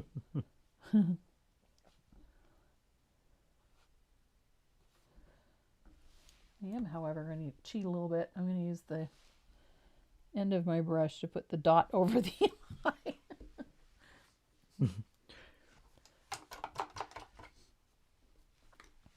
So I'm going to dry this real quick.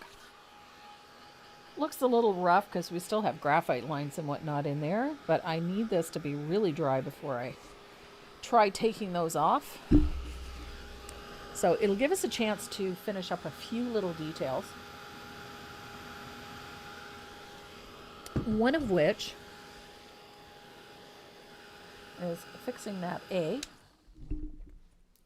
because I have a spot there that is not real pretty.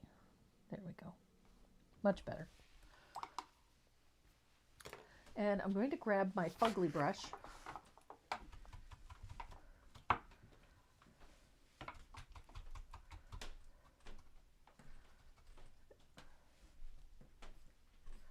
So I'm going to use my fugly brush. We're going to give this a very light spatter. I want a nice soft spatter on this. Nothing too heavy-handed. I just want to maintain that cool look with a little bit of snow. And I want it on the flowers too. It softens everything.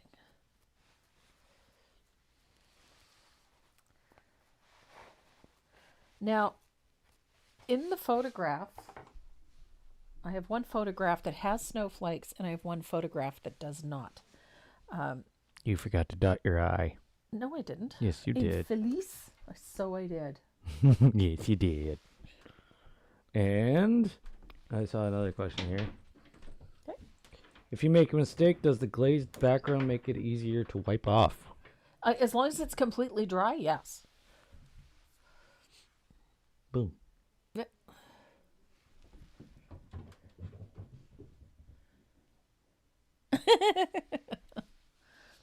Dot your I's, cross your T's. Yep. Okay, so I'm going to make sure this is good and dry. Now, in the original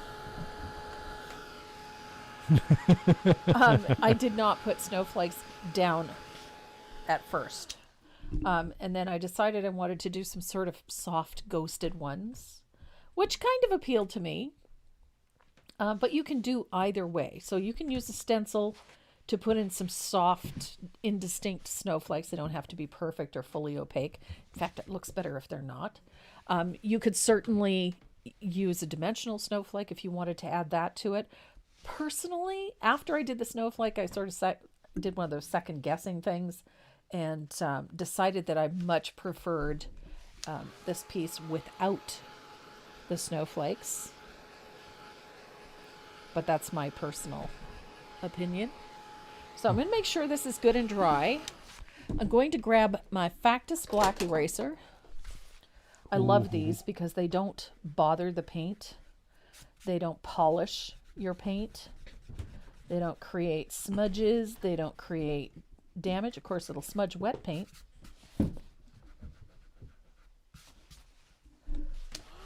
Doug. Uh-huh. Won't go down for a nap. Will not nap. Nope, no napping today. It's pretty both ways, Charmaine, but yeah, I prefer it without the snowflakes.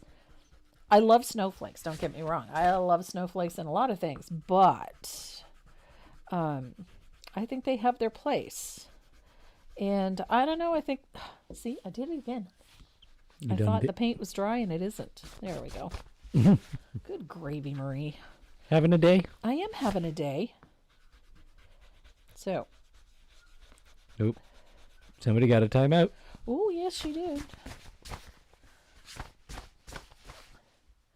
So, I'll make sure that my graphite lines are off. Just ignore those little dip dots that I smeared.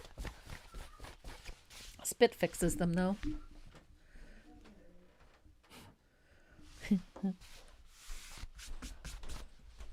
So to finish off the lettering, it's super easy. We're just going to tone it a little bit. Just a little bit. Use a little bit of glaze and a tiny little bit of asphaltum. Don't need much. And you're going to thin it out. You don't want this full strength. And you're just going to run a float of thinned asphaltum across the bottom third of each letter.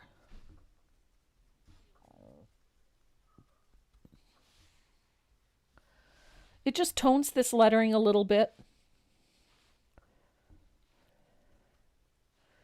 and helps give it a little interest. That way it doesn't look so flat.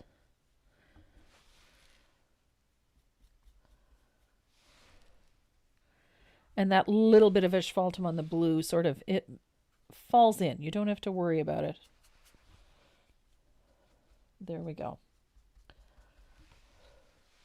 So I like to finish the edges on this type of thing.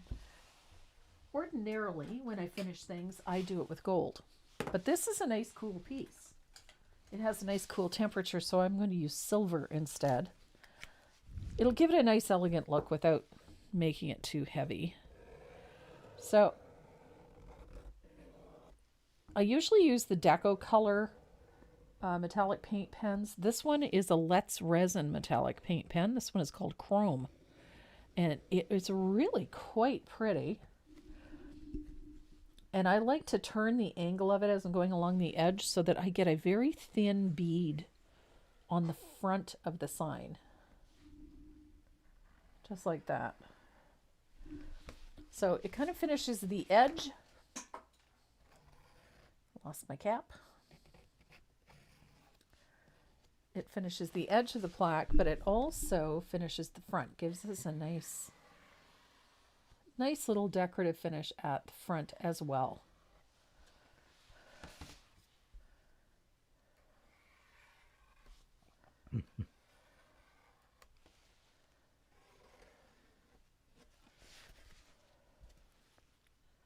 And because the back of mine has been done with the same finish that's on the front, it is ready to go. So now I gotta find the lid to my paint pen.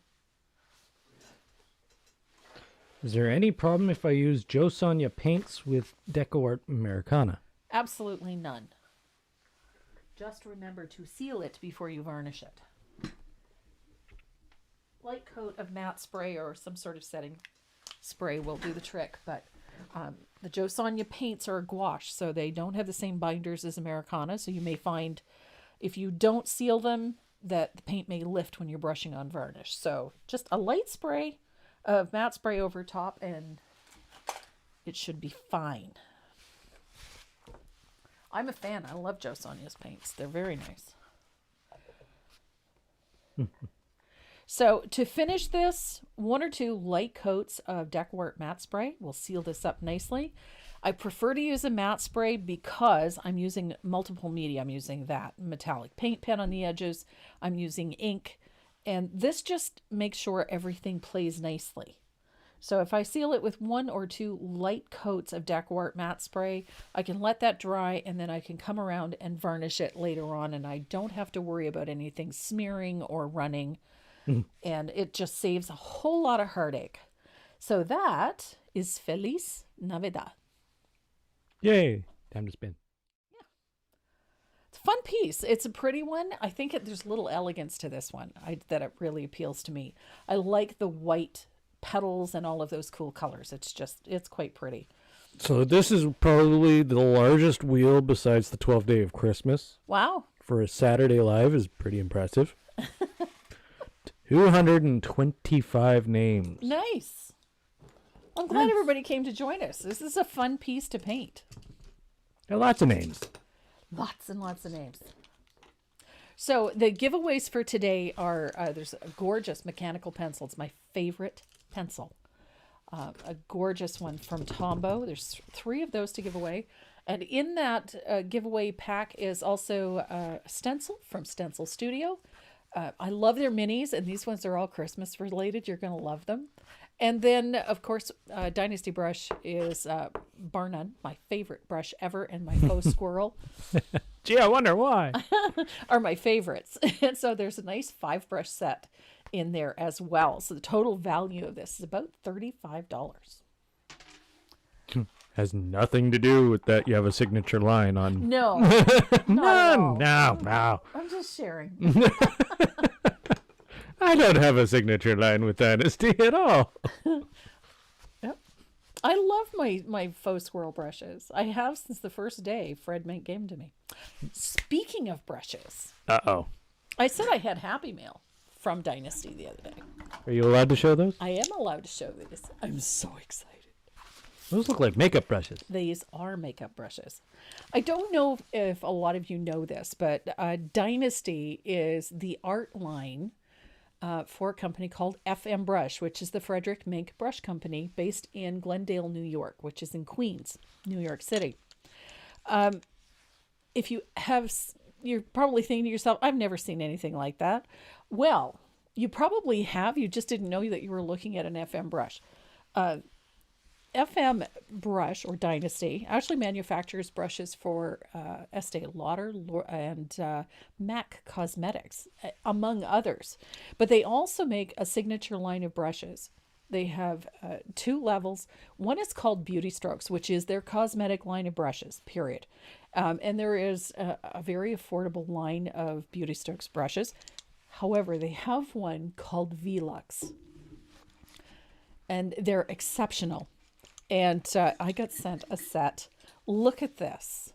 This is a Velux by Beauty Strokes. This is their blush brush or foundation brush. Fan-flippin-tastic. It's a beautiful brush. All of their cosmetic brushes are synthetics. So they are vegan. And even the handles are ethically sourced. That's the word I was looking for. And so these are all wooden handles, and they come from either reforested or recycled wood. Absolutely gorgeous with this beautiful rich stain. Beautiful, beautiful brushes. And then this one is so cool. So the first winner is Linda Ingstrom. Awesome.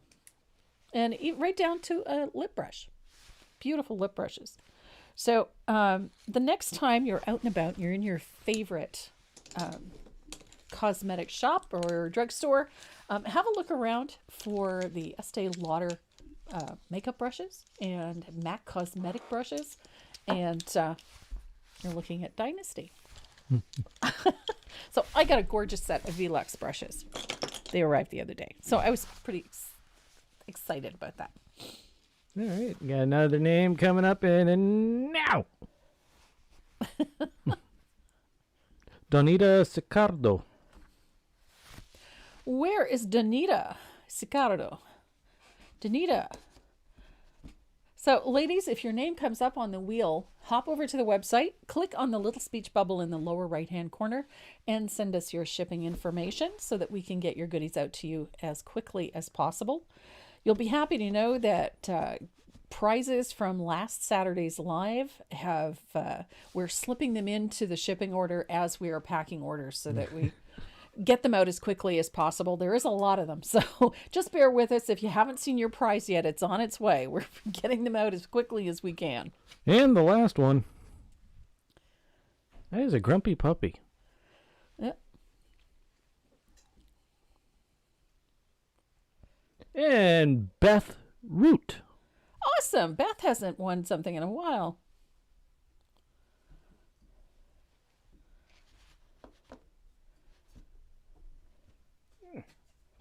We got the names. Awesome. So the winners, Donita Sicardo, Linda Engstrom, and Beth Root. Make sure you go to the website, click on the little speech bubble in the lower right-hand corner, and send us your shipping information so we can get your goodies out to you as quickly as we can. And There was a Judy Thacker 2 spaces away. Judy Thacker got her Happy Meal yesterday. Did she? She did. Good. But Judy Thacker was 2 spaces away. Poor Judy she watches us every Religiously. Religiously every Saturday. She is one of the most devoted watchers, and I'm not sure she has ever actually won something on the wheel. Not legitimately. Not legitimately, because we've actually took everybody off the wheel one time and just put her name on it. And it took 3 spins. It took 3 spins. It was just no. Oh, poor Judy. But we love you, sweetheart. Just one of these days it will be your day. It's going to be a hell of a prize. It'll have to be. She stuck it out with us for 3 years. So that's all you have to do to get your name on the wheel is just like and share if you're on Facebook. We appreciate it very much. Comment in the comments section if you're on YouTube, and hit the like button, and we put your name on the wheel. We have great prizes every week thanks to some really great sponsors. We have Dynasty Brush, Southern Ridge Trading, tollpaintingdesigns.com from Miss Sheila Landry. Tombow USA, one of my favorite companies on the face of the earth, decorative.com, and dynastybrush.com as well. Again, my favorite brushes on the planet, and thebrushguys.com. Don't forget to go and check them out. And then, of course, what's a girl without her friends? So I have friends at paintingwithdeb.com and with sandymcteerdesigns.com, and so many others that have been incredibly generous, like cdwood.com at Cover Distributing, and just too many to mention. Creative Arts Lifestyle, Viking Woodcrafts. The list goes on and on. Digital Pixel. Yeah, Digital Pixel. So please, if you're out shopping for supplies or anything, please have a look at those small businesses. Those big box stores, as great as they are, the small businesses can really use your help to stay afloat. And it's always a little more difficult at this time of year. So I appreciate your visiting my website too. I have a sale on surfaces right now, and don't forget there is a secret coupon code. Ho, ho, Ho, ho. ho. Just saying. Find it. You can find it. It's at the top of the homepage. Oh, now you just gave it away. Might as well just say Well, it's not a secret anymore. Well, it's at the top of the homepage, and it says secret coupon code. Tongue-in-cheek joke. All right, guys, that's it for us this weekend. Thank you so much for joining us. I hope you guys have a great week ahead. Join me on Saturday. We're going to have some fun. This one will be really laid back and really easy to paint. So join us next Saturday, same time as usual, 12 noon Eastern Standard Time, right here, either on Tracy Morrow Live on Facebook or on my YouTube channel. That's the last Saturday. Of 2023. Yeah. Yeah. The year went whoosh, Pew. pew. And Renee and I are going shopping this week. For puppy stuff and kitty stuff. And Christmas shopping, And because Christmas shopping. At some between the puppy and work, yeah. mind And you. home. Yeah. All right, guys. Everybody have a fantastic weekend, and we will see you again soon. Mwah. We love you. Stay safe. And pet your dog. Always pet your dog. That button. That button. I know the mute buttons work now. Oh, good. Oop, that is the wrong button. Did you use it? That is the wrong